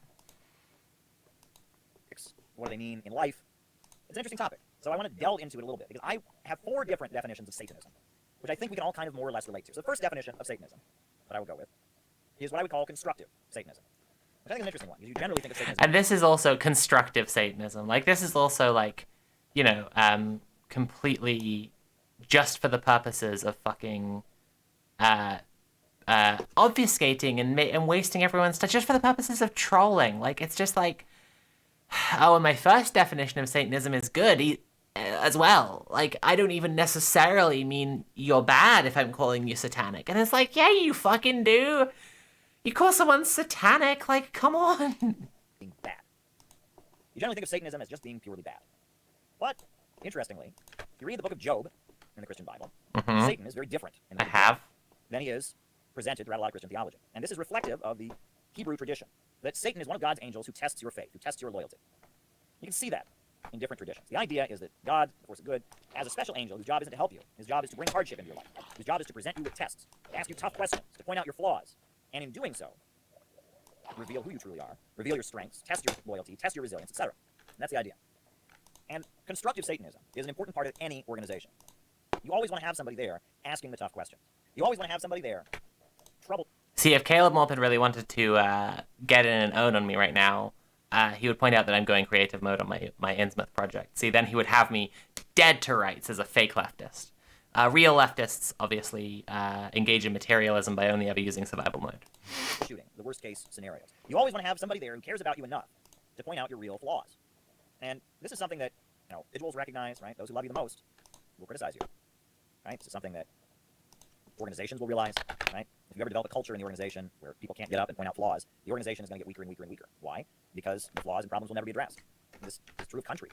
This is true of religions, etc. You want to have somebody whose job it is, who plays the role of nitpicking, revealing flaws. And that kind of person is very, very important. And a healthy organization, a healthy person, a healthy community, a healthy country, a healthy company, corporation will recognize that. That having somebody who gets up and says, whoa, whoa, whoa, whoa, whoa, the way we're doing... I'm sure there are loads of people who are questioning Caleb Morpin and saying that the way he's doing things are wrong, and giving constructive feedback in the CPI. Things now might be okay, but if this problem arises, this could go wrong. That's helpful. Someone gets up God, and says, I love agree with what you're saying materialism. for the most part, but there's a flaw in what you're saying. That's helpful. You know, people often talk about the story of the emperor who has no clothes. You ever hear this? The emperor who has no clothes, right? It's a story, Aesop's fable. It's one of these old stories, right? That you know, the emperor hires a tailor, and the tailor is a con man, and the tailor says to the emperor, you know, I'm giving you these magical clothes that only good people can see. And the emperor assumes that other people can see it, so he wears these magical clothes. But they're not actually clothes. The tailor is a con man. And so the emperor walks out completely naked. And no one is brave enough to tell the emperor that he has no clothes on, because he's the emperor, and no one wants to point out the flaws. It's just literally like he treats people like fucking children because he deliberately surrounds himself with people who just became Marxists fucking yesterday. Like, it's no fucking accident whatsoever. Like, he's telling the story, he's telling the fable of the emperor with no clothes right now. Like, come on, my guy, like, seriously? You can't just trust that, you know, the emperor has no clothes. A common idiom in English at this point is like a reference point culturally that people have that you don't have to explain for them.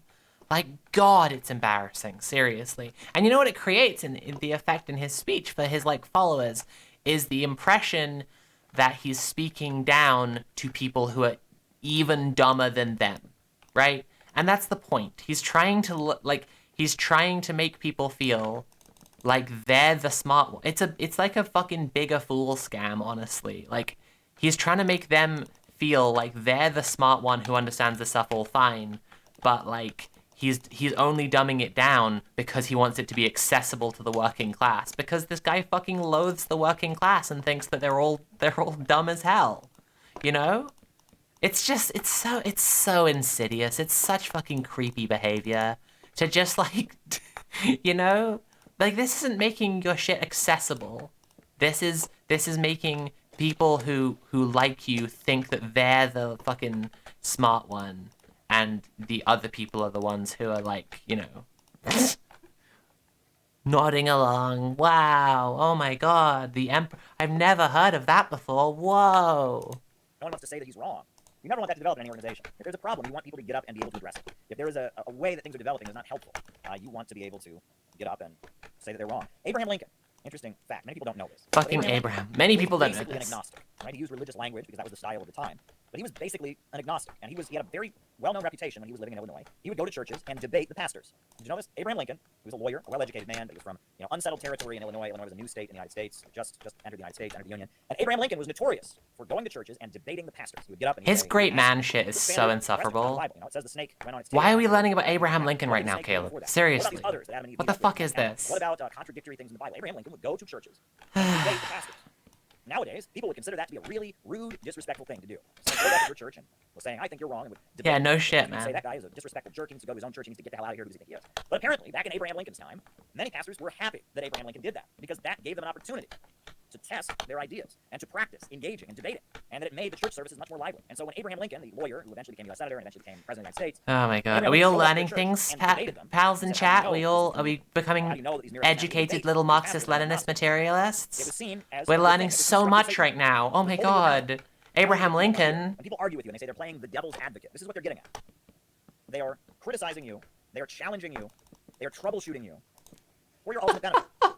And you need someone to play that role in any troubleshooting at any point, you have an organization where people are not able to go out and say, I think this is a problem. People are not able to point out flaws. Where problems just keep getting worse and worse and worse. And anyone who gets up and says that there's a problem, gets attacked for it, gets punished for it. You are not in a healthy organization. The Soviet Union, one of the big problems that the Soviet Union had, and I've said this many times, is the Soviet Union fell to the sound of applause. Soviet party congresses, Khrushchev would come out, started with Stalin. Stalin came out, everyone would applaud for Stalin. Well, I mean, the guy did defeat the Nazis. He did raise the country out of poverty. I think Stalin, in many ways, people would consider him to be worthy of applause. But after Stalin died, Khrushchev came into power. Khrushchev took a dump all over Stalin. Said Stalin was evil, Stalin was a mass murderer, and all the same people that had just applauded for Stalin, they applauded for Khrushchev.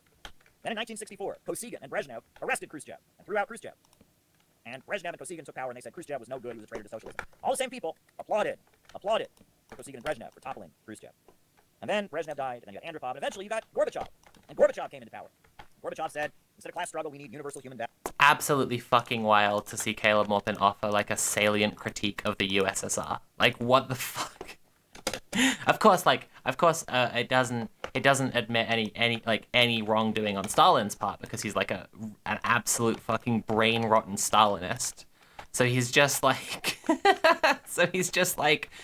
Stalin did all these great things, and obviously he was worthy of applause. But the people who followed him weren't worthy of applause. You're just like, yeah, okay, I can see how criticizing the USSR for being full of like fucking simps and sycophants who are terrified of ever criticizing anyone. Why that's a valid criticism. And then he's like, obviously Stalin was super worthy of applause. It's like, oh, fucking come on! Dude, come on! And Gorbachev said Ronald Reagan and Margaret Thatcher are good people. And the same people who applauded for Brezhnev, applauded for Khrushchev, applauded for Gorbachev. And eventually the Soviet Union fell. And part of the reason that the Soviet Union fell, many people will admit, is because of this problem, that there was no constructive Satanism. No one could get up and say, there's a problem. An atmosphere was created where the only acceptable thing on the part of the membership was applause. And there were real problems in the Soviet Union. And those problems intensified in the 60s, and they intensified in the 70s, and they intensified in the 80s. But by the time they intensified in the 80s, Gorbachev came in, and the way he tried to fix them was so confused and messy that it led to the fall of the Soviet Union. It is extremely adorable that he calls Gorbachev Gorby. And it would have been much more healthy if there had been debate among the Soviet Communist Party leadership. It would have been much more healthy if dissident elements weren't simply being dragged away and arrested in the middle of the night. It would have been healthier if those who disagreed with the Soviet system could get up and publicly say it. And the problems that they were pointing to that made them disagree with the Soviet system could be addressed by the Soviet leaders. But because of the fact that they've been surrounded and invaded, 15 different countries invaded the Soviet Union after the Russian Revolution. World War II, 27 million people died. The Soviet Union developed this very, very authoritarian and rigid system that did not allow for any constructive Satanism. And no one was able to get up and say, these are our problems. Any constructive Satanism? Just say constructive criticism, you absolute fucking brain genius. Holy fuck. You wouldn't be able to keep up with Caleb Maupin if not for him inventing all his own terminology to make his work accessible to the working class. Jesus fucking Christ. Gonna nickname my next Pokemon Gorby. That's the first type of Satanism. The second type of Satanism. Oh my god. Teenage Satanism, or contrarianism. Teenage Satanism. And this is a type of behavior. It's a type of behavior where people simply want to break social norms. They simply want to go against authority. They simply want to assert their individualism, and it's very adolescent. It's very teenage. But some people never grow out of it. And it's a big problem in communist circles. Why? Why is it a big problem in communist circles? Because we live in a society where communism... We live in a society! Nah, I'm just teasing. Right? Stalin, they tell us over and over again, Stalin was worse than Hitler. Stalin was worse than Hitler. Communism never worked. It failed everywhere it's ever been tried. The United States is great because it saved the world from communism. So, in the United States, to start becoming interested in communism... Wait a second. They tell us all the time Stalin was worse than Hitler. That's a neo-Nazi fucking propaganda point. Like, fucking, they tell us all the time? In normal society, they don't tell you all the time that Stalin was literally worse than Hitler. It's a neo-Nazi, like, soft Holocaust denial thing, where they claim that Stalin was worse because he did it to his own people, which is a way of them saying that Jews aren't authentically German. Then again, fucking Caleb's writing is full of him saying that Jews aren't authentically Russian or authentically whatever because they're Jewish. Like, so fuck it, fine, all right. It's all consistent to his thing anyway. It is to break the rules. It leads you to admiring figures like Fidel Castro or Kim Il-sung, who we've been told are nothing but evil dictators. And it leads you to engaging and advocating the opposite of what we've all been taught. And it's different in other countries, you know? You live in Latin America, right? You live in, you know, Bolivia, you live in Venezuela. Even if you live in a moderate country in Latin America, they might not view Fidel Castro as Satan. Now, they may view Fidel Castro in a negative light, and some people may view him in a more positive light, but it's not the same thing. Maybe in Pinochet's Chile, he was viewed as Satan, but, you know, if you're living in different parts of the world, people have different attitudes about these things. But the United States is the capital of capitalism. It's the world center of anti-communism. So being a communist in the United States means that you're embracing the exact opposite of what you're being told. And that's fine. However, it leads to a certain mindset. It leads to a certain mindset that means you're going against the status quo, which is fine. But it can take on a kind of childish adolescent character. And the reason I call it Satanism is it's actually very, very similar to the teenager who, you know, starts wearing a pentagram necklace, starts listening to Ozzy Osbourne. They're literally... Ozzy Osbourne? I say again, this video was uploaded fucking 5 days ago. Was this man born 80 years old? Seriously. Ozzy Osbourne? Oh god, seriously, this guy, like, his entire thing is just trying to trade on, like, the fucking satanic panic. Why did I think he would have, like... Why did I think it would be worth watching a video about Satanism from Caleb Maupin? What am I doing with my life? Jesus Christ. Can you believe there are people who, like, listen to this guy as a serious intellectual? What the fuck, honestly? Honestly, what the fuck? Burger King. Anyway, fucking hell. They're living in a Christian society, and Satan is the enemy or the opponent in Christianity. And because of that, they're embracing Satan. Are these people actually following the teachings of Anton LaVey? Are they actually worshiping a deity called Satan? Are they actually believing in an ideology that is contrary to Christian teaching? No. Interesting. Okay, so I must not be this kind of Satanist when his followers are calling me satanic, because they literally claim that I am related to like a fucking Satanist cult leader who actually literally worshipped Satan. So it's not just contrarian Satanism, is it? Or maybe I've seen some of them say that I'm multiple of the different definitions. So maybe I'm this one. I'm the teenage Satanism, and I'm also something else, probably. They are sticking it to their parents. They're sticking it to. But seriously, also, look, I've watched this through before. None of them are just the like actual worshipping of Satan. And when his followers call me satanic, they're literally calling me satanic. Hang on a second. I should get this up for a second. This is like, I should just make sure that everyone watching is on the same page here first. These guys have a conspiracy theory about me. It's great. Okay, for anyone wondering the reason these guys keep on bringing up Michael Aquino, you probably haven't heard that name before. I hadn't before they started saying this shit, is very funny. Right, so here they are posting a picture of this dude. And you're also satanic like him, right? It's her dad, I think.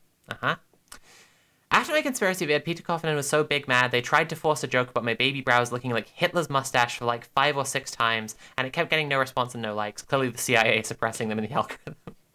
Someone else tried to make a joke that Michael Aquino, who I'd never heard of, is my dad because he has fancy eyebrows. This guy, right? Then, because I was so unbelievably right about them being the conspiracy left, all their followers just started uncritically believing Aquino is my dad. This goes alongside a weird conspiracy they pulled out of nowhere that Abby's granddad is Aleister Crowley and ContraPoints has some kind of intelligence community satanic family too. This is the end of a thread about ContraPoints. This fucking conspiracy leftist going, they're all descendants of Imperial wizards! Imperial wizards. Sophie's father, military officer, founder of the Temple of Set, high-ranking member of the Church of Satan, pioneer of various psyop techniques for the U.S. intelligence. Not exaggerating in the slightest. See what I mean? It's all this, right? Peter beefed a joke so hard that it started a conspiracy theory within their little tiny pathetic fucking social media bubble. And they're all calling me satanic all the time. And then it's, I think, this one linked this video to try and explain how actually there are loads of different kinds of Satanism, and they're not necessarily just calling me a literal Satan worshipper. Except that they are. Because they are, though. Like, fuck me, dude. Giving the middle finger to their mom and dad, they're giving the middle finger to their teachers, they are saying, I am a devil worshipper. And it's a certain psychology that many people grow out of. But it's an adolescent phase. It's an adolescent phase. And it's fine. I mean, it's fine to have a phase like that, where you're asserting your independence, right? You'll have teenagers who will, convert to Buddhism. You'll have teenagers who will become vegetarian in order to reject their parents' dietary habits. This is a normal phase of development. But it's not politics. This is emotion. And it's a big problem in Marxist and leftist circles. Because there are many people who get interested in our kind of politics simply because it is the opponent, simply because it is the enemy. And at that point, it becomes not serious politics. This was very clearly manifest in the 1960s left. There was somebody I knew. It's kind of a self-report, right? Like, I know that America really does have the strongest anti-communism anywhere. But, like, fucking... Caleb thinks it's a serious and real recurring issue for communists that, like, people become communists just to be edgy, just because it's the enemy. It's like, what? My guy, fucking what? What circles do you think are, like, representative of normal society that you think that communism is just like a Satan equivalent to an enemy equivalent to fucking literal Satan, that people are like becoming communists to be edgy, to own their parents or whatever? Like, come the fuck on, dude. Yeah, that's totally why I'm a communist. Yeah, exactly. God.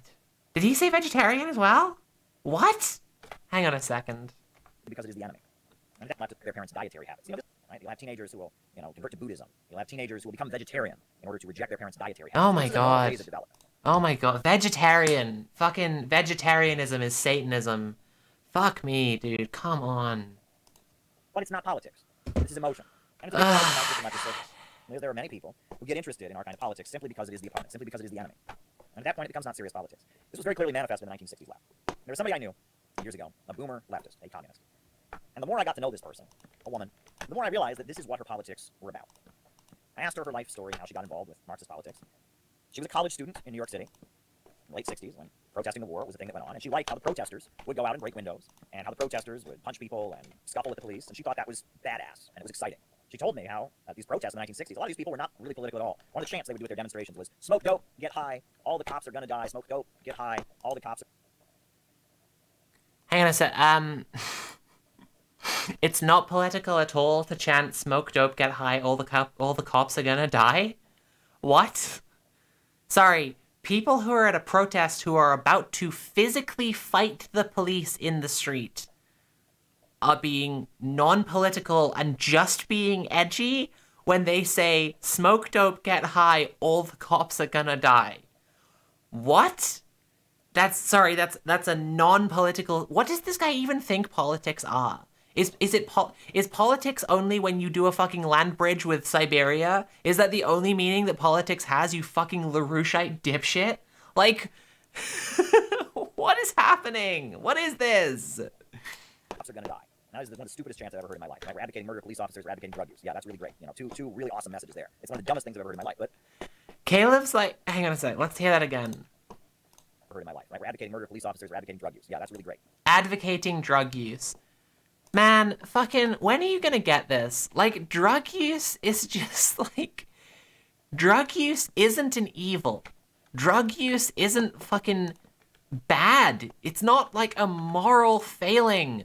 Like, when the fuck are you gonna get this, Caleb? Never, because you're reactionary. But, like, it's not a fucking moral failing. It's a thing that human beings have always done and are always gonna do. Also, like, I wouldn't expect fucking Caleb Maupin to get this, because he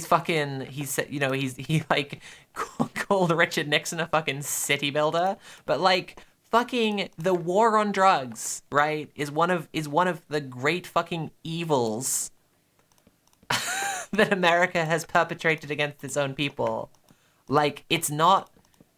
It's like an evil of American imperialism as well as, like, destruction of its own people. A specific evil of American imperialism. Also was an excuse to fucking wage war on all of Latin America. Like, yeah, and to march with militarized police forces into the streets to fight hippies and black people. Right, like pure evil. Like, properly evil. And this guy thinks he's being a fucking materialist when he's like, they're promoting drug use. Ugh. Like, fucking come on. Drug use. They're promoting drug use. Come on, man. Come the fuck on. But he thinks that drug use is like a CIA op, that like the CIA put drugs in leftist movements to disable them. It's like, no, man. The persecution of drug users is another cause that the working class are organizing around. The fact that... No, literally, I fucking mean this. Like, the fact that if you are rich and you use drugs, which rich people do all the time, obviously, you are never gonna go to jail for it. But if you are poor and use drugs, then police care and will actually, like, put you in jail and ruin your entire life. Especially if you're a person of color. Like... Oh, God. Come on, Caleb. That's so embarrassing. Just like this Imagine calling yourself a fucking communist and then being like, I'm anti-drugs. They're promoting drug use. It's so fucking cringe. Holy fuck, honestly. God damn, I want to call Caleb a clown, but he's not. He's the whole fucking circus. Smoke dope, get high, all the cops are gonna die. I mean, fuck, man. Jesus. a bunch of people who are in the street fighting cops right then, while the war on drugs is, like, kicking off, while, like, they are using the war on drugs as an excuse to persecute black communities, like, communities of color, and to crack down on leftist activism. God. Fucking hell. Two really awesome messages there. It's one of the dumbest things I've ever heard in my life, but that was a big part of the 1960s hippie counterculture protest movement. Smoke dope, get high, all the cops are gonna die. Right? They would chant that. And they would break windows. It was actually Caleb, drugs are cool. You should try some. Maybe you would be less this if you did. That's all I can say. Smoke dope, get high, Caleb. in New York City at one point. I kid you not. There was a left-wing activist group called the Motherfuckers. That's actually what they were called. The Motherfuckers. The Motherfuckers. And why would they call themselves the Motherfuckers? Geneticum They call themselves futur. Motherfuckers because that's a bad word. And in fact, at the time in New York City, one could be jailed for saying it. Lenny Bruce, the comedian, went to jail for saying motherfuckers on stage. And the group actually there. So then they didn't call themselves the Motherfuckers because motherfucker is a bad word. They called themselves the Motherfuckers because, fucking hell, free speech, a value that Americans, I've heard, care something about, much to my fucking chagrin, because it's exhaustingly ridiculous.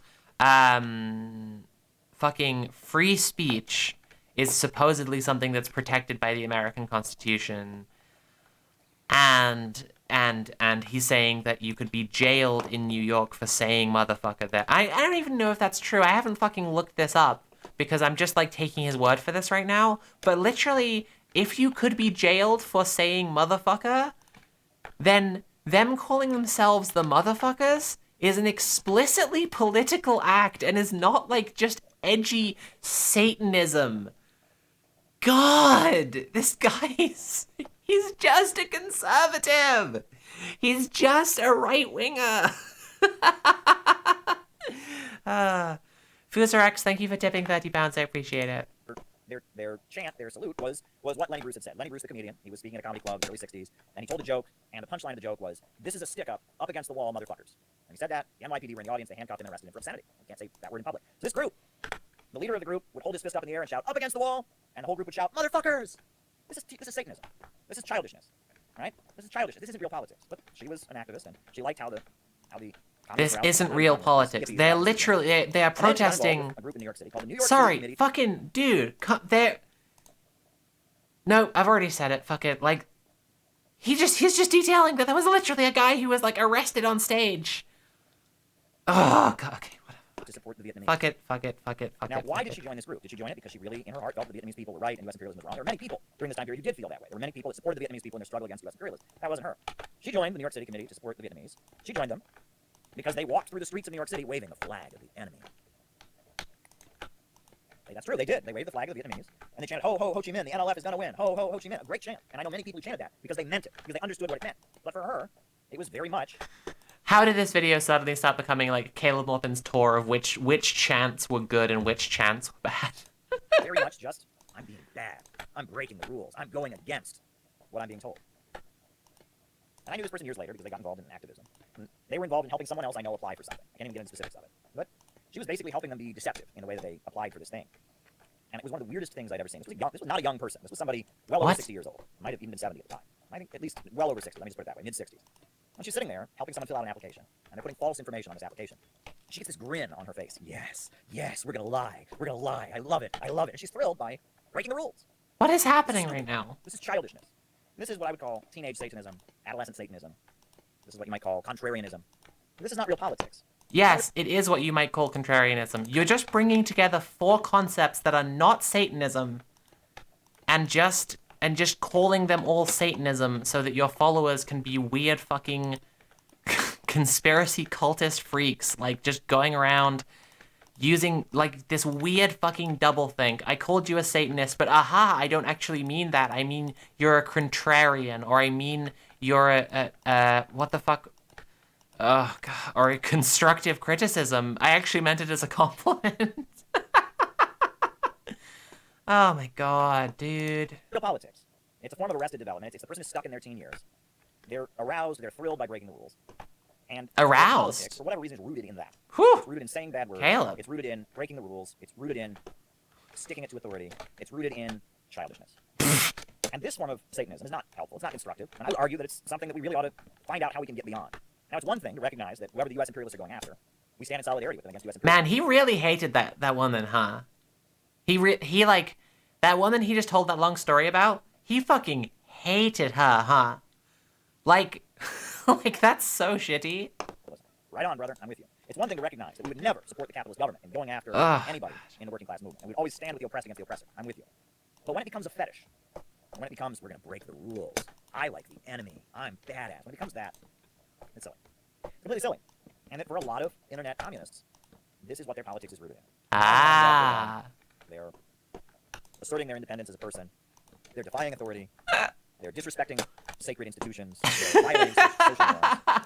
It's childish. It's not real politics. But this is a kind of very prevalent, very prevalent form of politics. We need to get beyond that, right? I mean, it's a phase we all go through. You're not a bad person for feeling this way. I certainly felt this way a lot. Jesus fucking But Christ. it's not serious politics. So that's what would be the second form of Satanism. We've gone over constructive Satanism. Now we just went over teenage Satanism. Teenage Satanism, contrarian Satanism. You could just say contrarianism. That I would go over is probably the most literal form of Satanism. I mean, the Church of Satan. This is what they actually believe. Okay. And I mean, I will actually Here we go. Anton LaVey, the founder of the Church of Satan.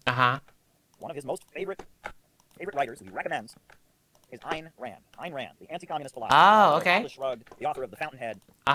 This is the climax of the Atlas Shrugged book. So libertarianism Your is acceptance of the code of selflessness Satan worshipping Satanism. Because it makes you feel that your dollar is rightfully his. You hate the man with the dollar more than you because the dollar he's keeping is rightfully yours. Your code has made it impossible to know when to give and when to grab. You know that we can't give away everything and starve yourself. You're forced yourself to live with undeserved irrational guilt. Is it ever proper to help another man? No. If he demands it as his right or as his duty, then that you owe him. Yes, it's your own free choice based on judgment of the person and his struggle. This country wasn't built by men who sought handouts. And its brilliant youth, this country showed the rest of the world what greatness was to the man and what happiness is possible on earth. But then it began apologizing for its greatness and giving away its wealth and feeling guilty for having produced more than its neighbors. The thing I genuinely enjoy is just like how often Caleb will just go into a rant about Ayn Rand. Like, I'm always down to hear a rant about Ayn Rand, but he's a very silly man. He's a very silly man who doesn't know what the fuck he's talking about. So it's like you often find him like ranting about Ayn Rand, and then it's just like, wow.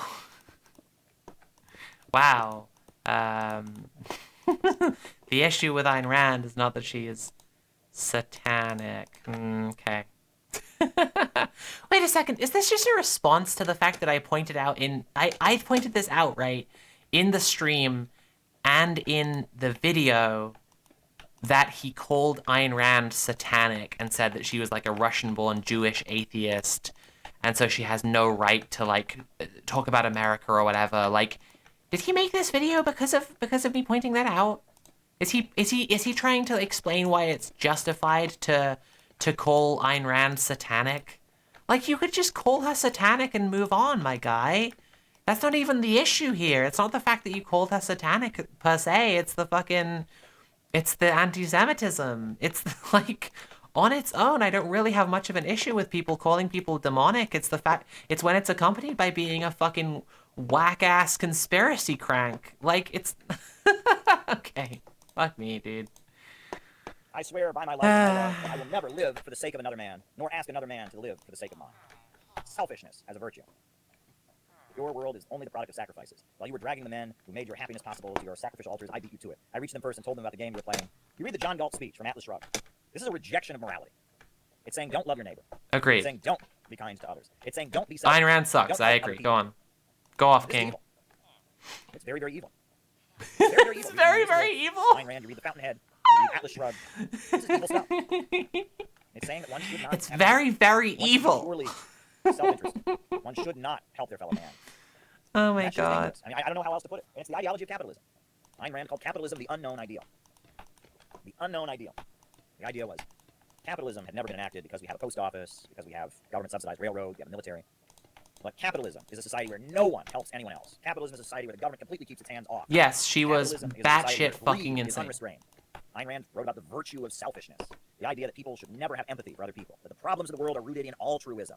That man's empathy for other men, man's sympathy for other people, men's desire to do unto others as they would have them do unto them is the problem. Yes, Ayn Rand was a girl boss. She proved that women could be just as much of a fucking psychopathic capitalist as men could. I mean it only for myself. That stuff is Satanism. I mean, I don't know what you want to call it. Oh, it's Satanism. You want to call it, it's pure doctrinaire Satanism. It's what Anton LaVey actually believed. It's capitalism. It's ideological capitalism. It is anti-moralism, straight up anti-moralism. It's dangerous, and it's problematic. And it's what most of the elite in the United States Oh, it's believe. Now, problematic. Ayn Rand, Oh. she wrote those novels. Ayn Rand is for the masses. Ayn Rand is for business school majors. Ayn Rand is for edgy teenagers. Ayn Rand is for, for guys who listen to right-wing radio. But they have a more sophisticated version of Ayn Rand for the educated classes. For the educated classes, they've got Friedrich Nietzsche. And Friedrich Nietzsche, his view, is a little bit more sophisticated. Friedrich Nietzsche... Guys, I have to... If Caleb Maupin fucking starts talking about Pickle Rick right now, please, God. If Caleb Maupin starts talking about Pickle Rick right now, please. Caleb, if you see this, because I know you always watch all of my streams, thank you, by the way, for being my biggest fan. Please do a video about Pickle Rick. That'll be great.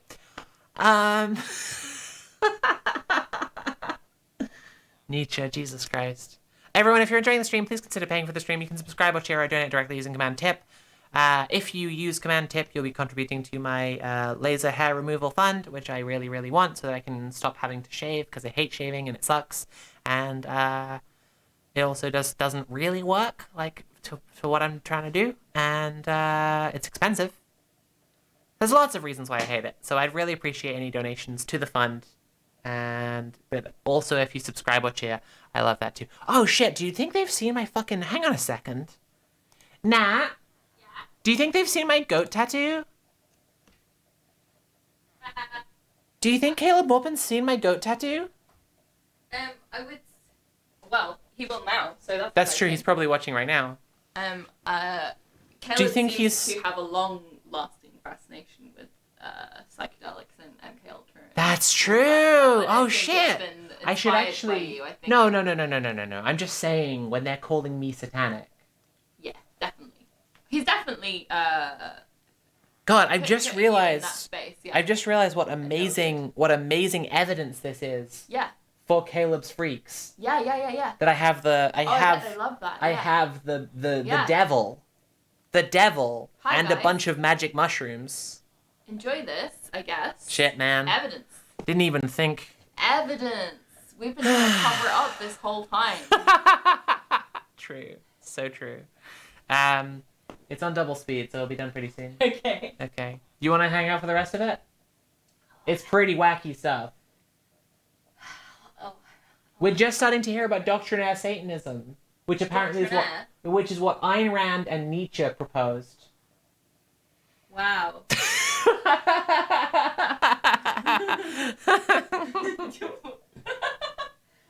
I'll leave it to you. Okay. All right. And the witch banner, I didn't even think about that. That's one of my favorite paintings, but I have the witch on my other arm. There we go. That's just proof, you know? You know? An evil witch and the devil and psychedelic drugs. Oh my god, what a silly man. Right, okay. Nietzsche, in his book Beyond Good and Evil, argues that the Christian teaching, the last shall be first, the first shall be last, do unto others as you have them do unto you. This is the slave morality. It's the slave morality. It's the ideology of weak people invented to give them consolation. But the master morality is one that worships strength. And he talks about the Roman Empire, and he talks about ancient Greeks, and he talks about a society where people are purely living for pleasure and, and not empathetic to others. And, sorry, is he describing Caleb Maupin right now? Fulfilling their great strength by beating down others. Sorry, okay, I know. He goes on about how actually, like, he actually does go on at length about altruism being good. It's just that his understanding of what that fucking means in practice is a nightmare. But, like, just the sentence from Caleb Maupin. He goes on at length about ancient Greece and ancient Rome. And he says that praising weakness, you know, it's like, okay, all right, I'm revealing the level of brain rot that I've taken on from having to research these guys. And he argues that Christianity is just something invented by... I should get a more satanic tattoo next time. But really, we need my next tattoo should be way more satanic, I'm realizing. We need to go back to greed is good. We need to go back to this kind of thinking. Now, this is a more sophisticated version of the Ayn Rand. Also, Caleb Maupin has clearly not read both of these philosophies, whatever. Nietzsche philosophy, as well as the Ayn Rand philosophy, view the people as the enemy. Right? John Galt's speech is all about how the great men are persecuted. Yep. The reason that the rich are rich is they're just so much better than everybody. And you love the great man theory of history. Go on. Down the superior ones. And Friedrich Nietzsche has a similar mindset. In fact, Friedrich Nietzsche. The Paris Commune of 1871. A lot of his writing in his final years was dedicated to tearing down the Paris Commune. Accusing the Paris Commune of 1871 of being a an evil thing because it was the rabble rising up. And on top of Ayn Rand, Friedrich Nietzsche, you have Leo Strauss. I love this. Friedrich Nietzsche. He keeps saying Leo it. Strauss was a philosophy professor. He wrote Persecution and the Art of Writing. And Leo Strauss, he lived in Germany, and he fled Germany, moved to the United States. He taught at a school university, eventually moving to the University of Chicago.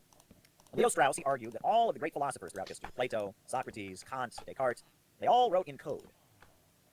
And the reason they wrote in code was because they were persecuted, because they said what they really believed, the rabble would punish them. The average people who weren't as smart as they were, who couldn't understand the world with their superior rational mind, would punish them. So they had Okay, Caleb, you explained the story of the Emperor with no clothes earlier in this video. Like, you're seriously, what, you believe in the intelligence of the working class? Why do you talk to the working class like this, then? Critics of Leo Strauss look at Leo Strauss's writings and say, how do you know? Jesus fucking Christ. Socrates and Plato really meant? How do you know that? How do you know what Descartes really meant? How do you know that? Who told you? Who gave you the decoding machine with which to read philosophy? It's kind of one of those things you just kind of have to believe in. But underlying Leo Strauss's strange interpretation of philosophers throughout history, there's the belief that the intellectuals, or the great ones, have always lived in fear of the rabble. Just like Ayn Rand talks about the mob coming after John Galt. Just like Nietzsche is talking about how much he hates the Paris Commune. Central in the worldview of doctrinaire, moral, philosophical Satanism is this belief that there are the chosen ones. There are the great ones who sit at the center of the elite. And the elite must... Sometimes I worry I'm making Innsmouth a bit too nice. Do you know what I mean? Like, sometimes, like, literally, I look back, I pull back from it, and I'm like, oh, those are really nice verandas over the river. Oh, fuck, no, shit. You know what I mean? Thank you very much. Basin is back for the 420. Oh,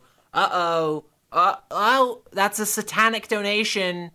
That's drugs. That means you're MK Ultra. My pet theory is Caleb treats communism as a religion with capital as the Bible and so on. I mean, kinda. Like, that's like not a wrong, that's not like a super wrong read of what's going on here. Like, he really does want to be a fucking preacher. It's really clear. And Mark Salmons, thank you for tipping £2 for satanic lasers on your face. Thank you very much. I appreciate the satanic lasers. From the rabble.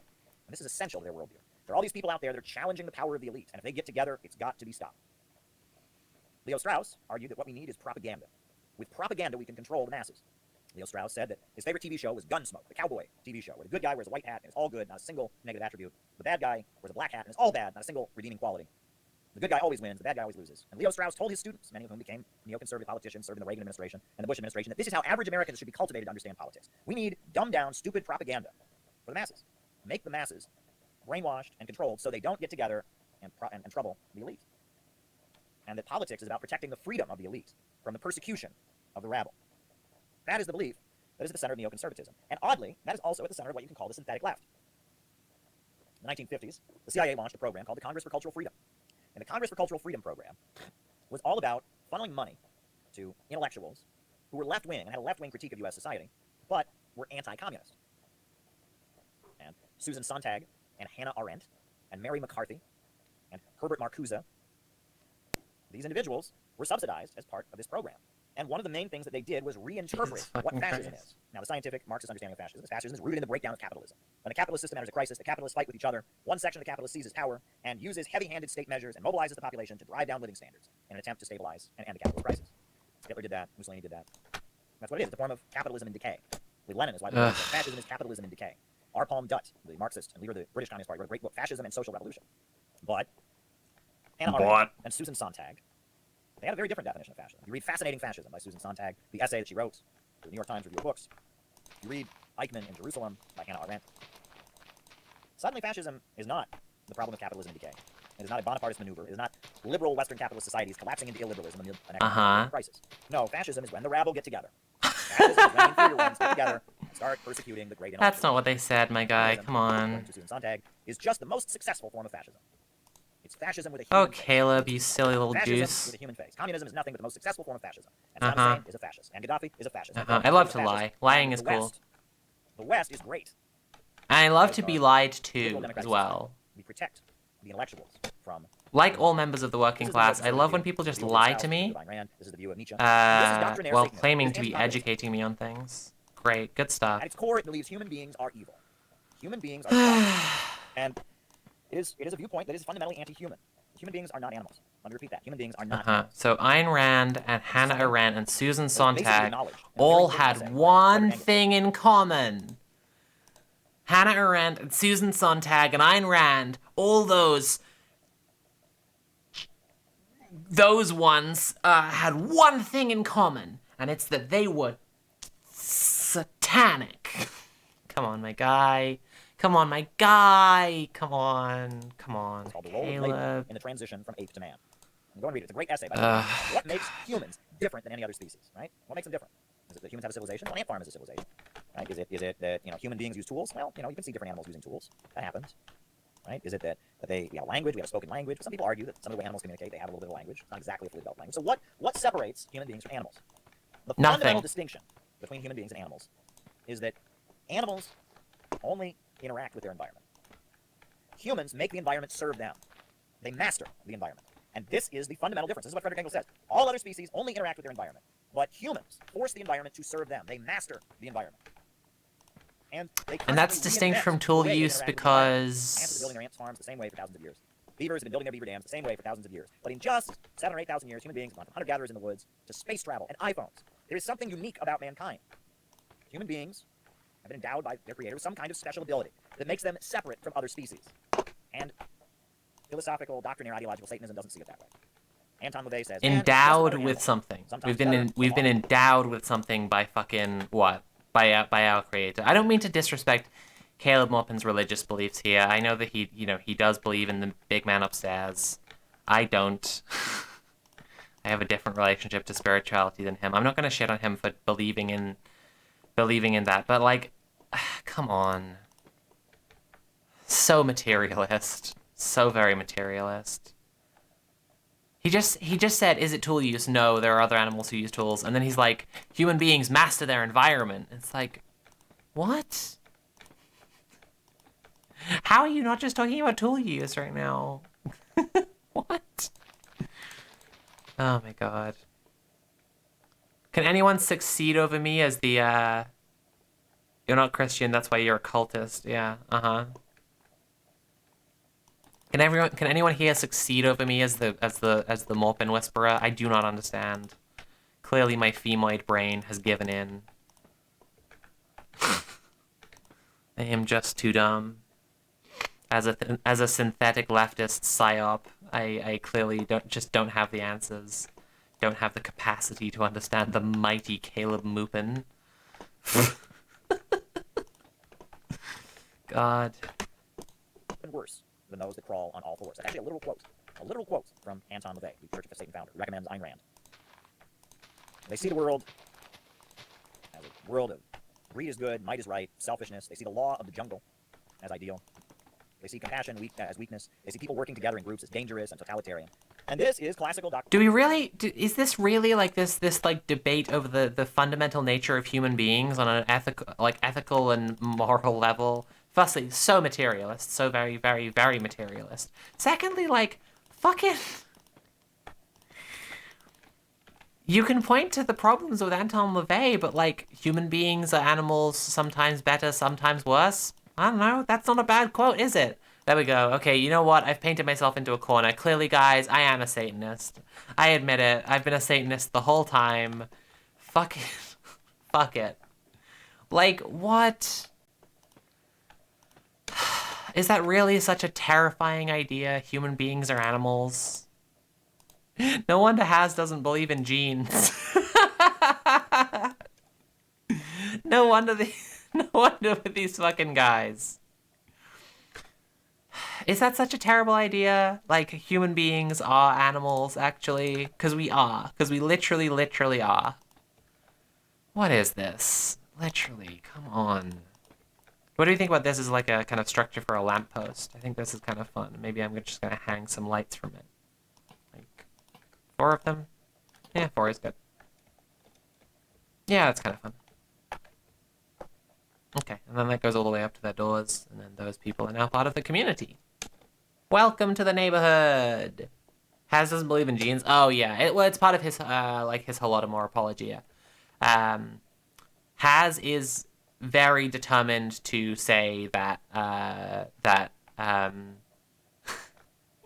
This is a wild one, actually. He like doesn't believe in genes because Lysenko, who rejected Darwinism because of the superior Soviet Bolshevik thought,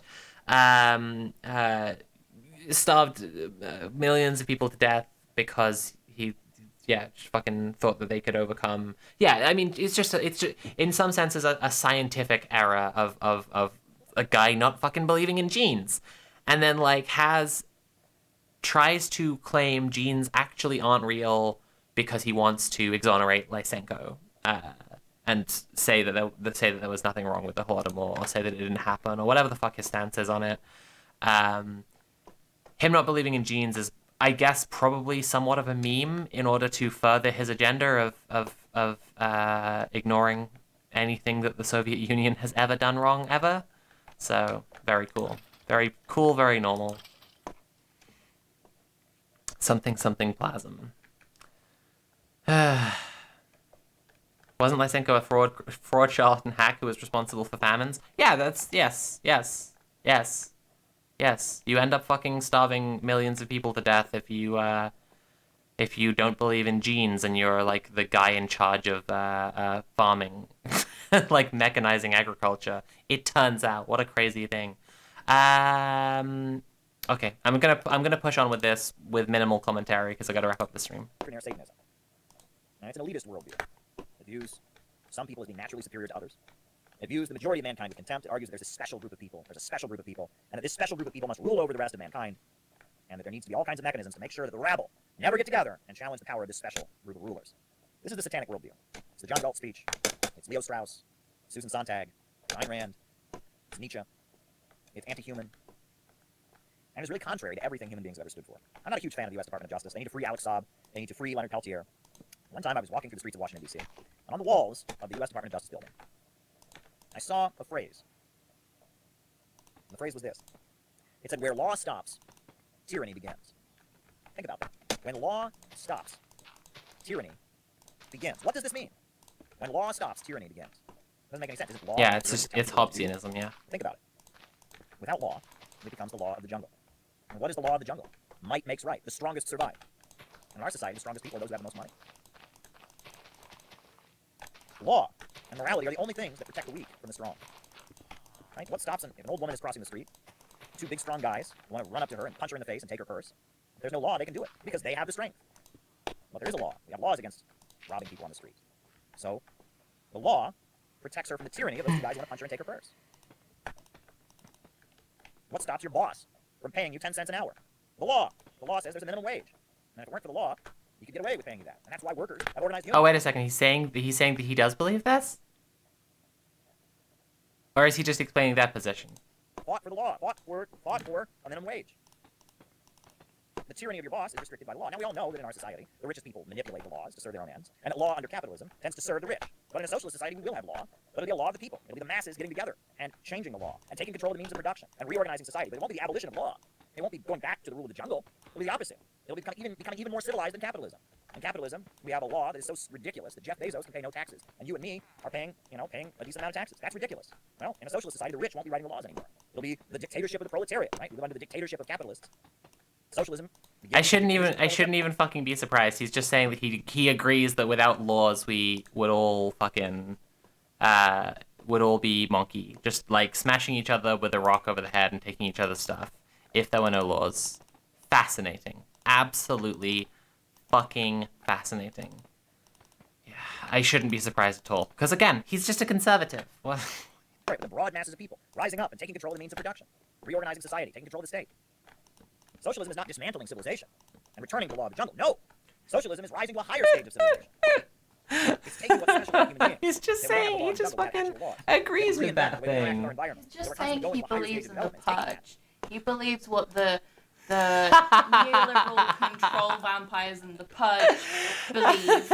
And it actually doesn't work out for them, so they actually have to force that situation to happen. Yeah, right, in the purge, they even in the purge, even in the movie The fucking Purge, they have people actually whose job it is to like do more purging, right, because people don't actually like to kill the fuck out of each other just because laws are gone. The message of the purge is that this is not like the natural state of human beings, but that they have to be like encouraged. I'm just imagining Caleb watching the purge and being like, this is materialism.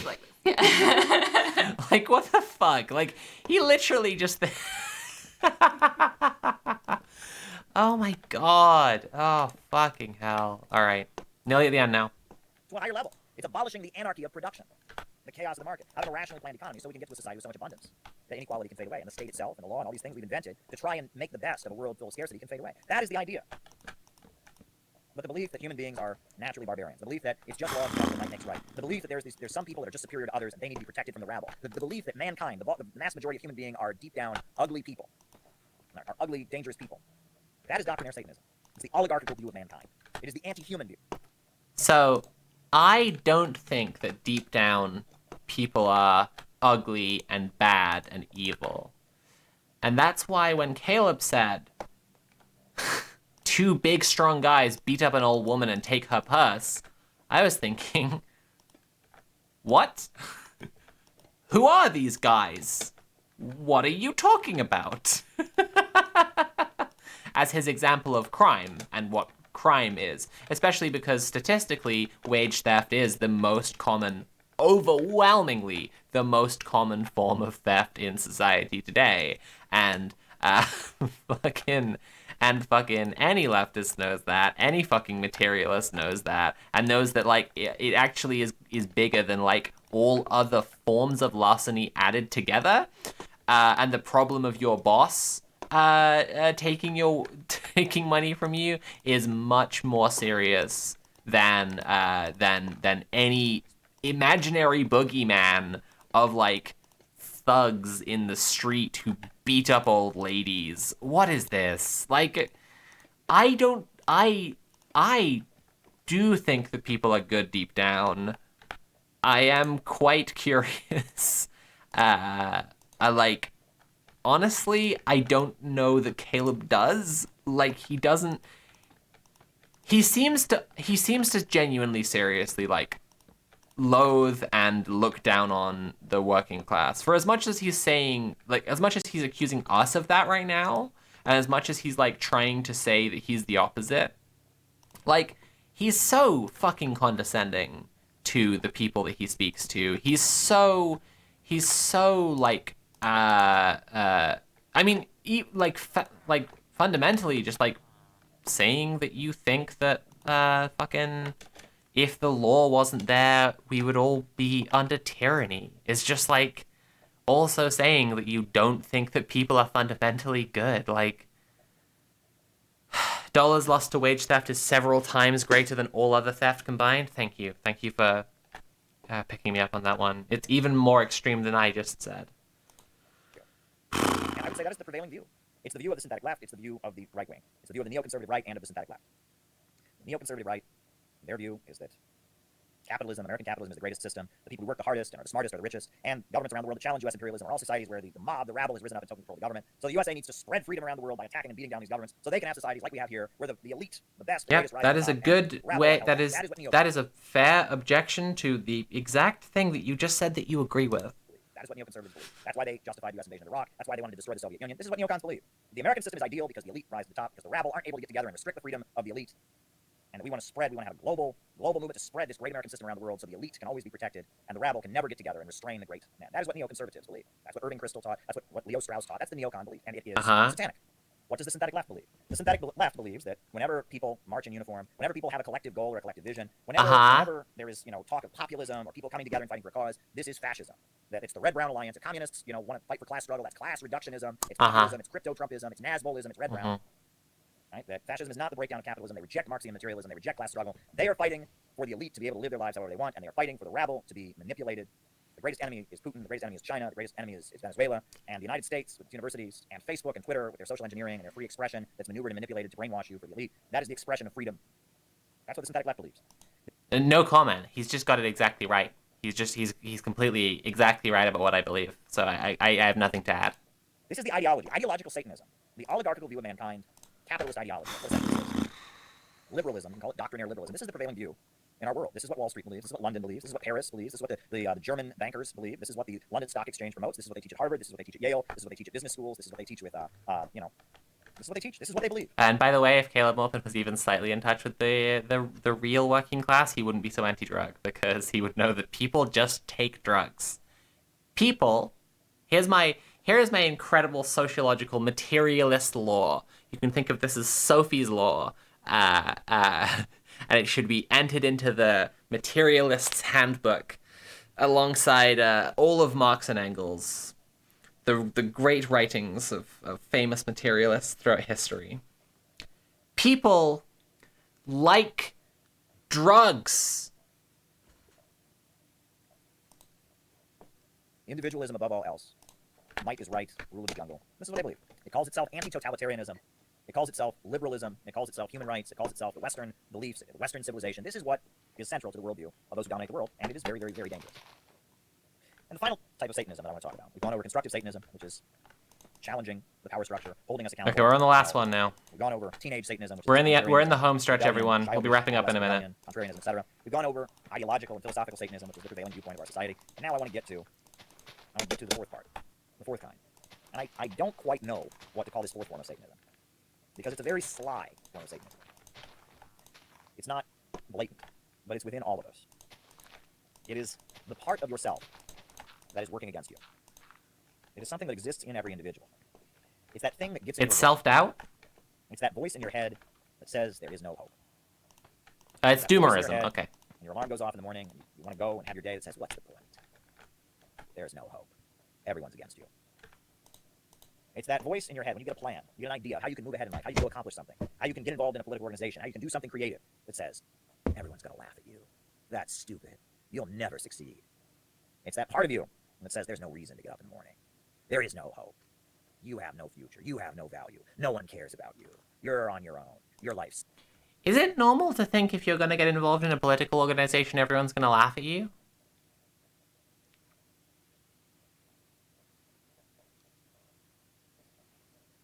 In my experience of political organizations, which of course is nowhere near as broad as the great anti-imperialist, materialist Caleb Morphin, people are not particularly concerned that getting involved with political organizations is going to result in people laughing at them.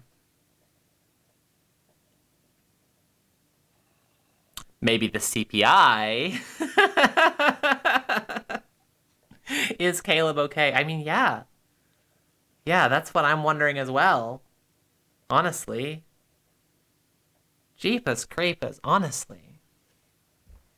This is Satanism. Self-doubt is Satanism. Okay, alright. Your life is pointless. It's that part of you that in some cases drives people to suicide. It drives people to become drug addicts. Try to silence that voice with drugs. In some cases, it's the voice of an abusive parent.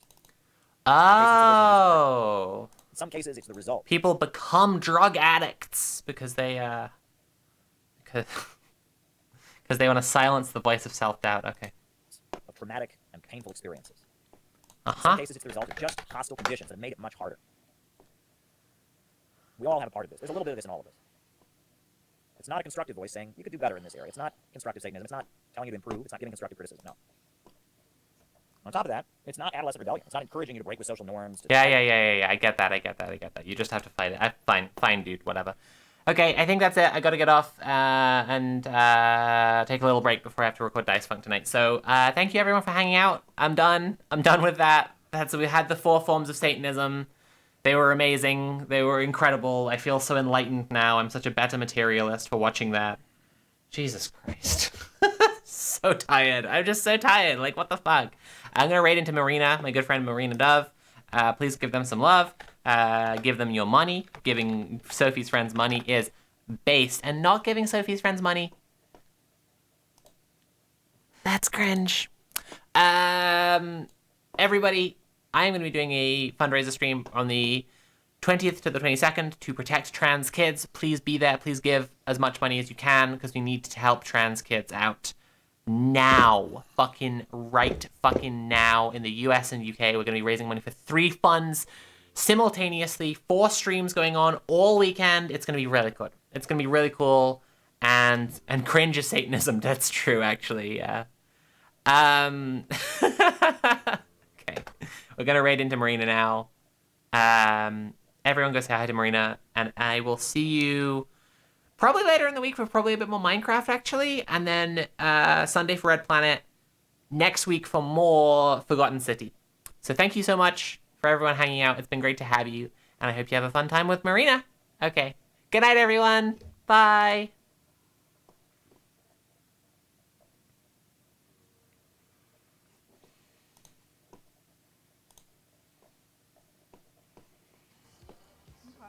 I like this. I think I'll add, holy shit, Sophie from Mars. Marina, Sophie from Mars just raided. Hello, I'm not Marina, I'm Clueless, and I'm here, and we're getting ready. Hello, Sophie and Sophie viewers. They're in here raiding. Here comes Marina. Oh my god, running. Oh my god, that is a goblin mode run. Thank you so much for the raid. I'm in goblin mode. Yeah. Thank you, Sophie. Oh my goodness. Hello, everybody. That's it's me. Nah. I'm sorry. Going on over too long. Okay, well, I was having fun learning about Satanism. The guy's insane. The guy's just insane. He's just fucking, like...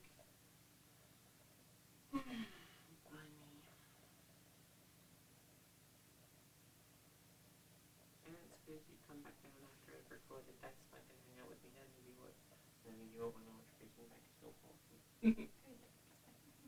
Yeah? Okay. Cool. Show you my favorite one? Yeah, do you my favorite one? Yeah? Big time. Can you actually Do you like this meme I made? I love it. I love it so much. You should see my replies.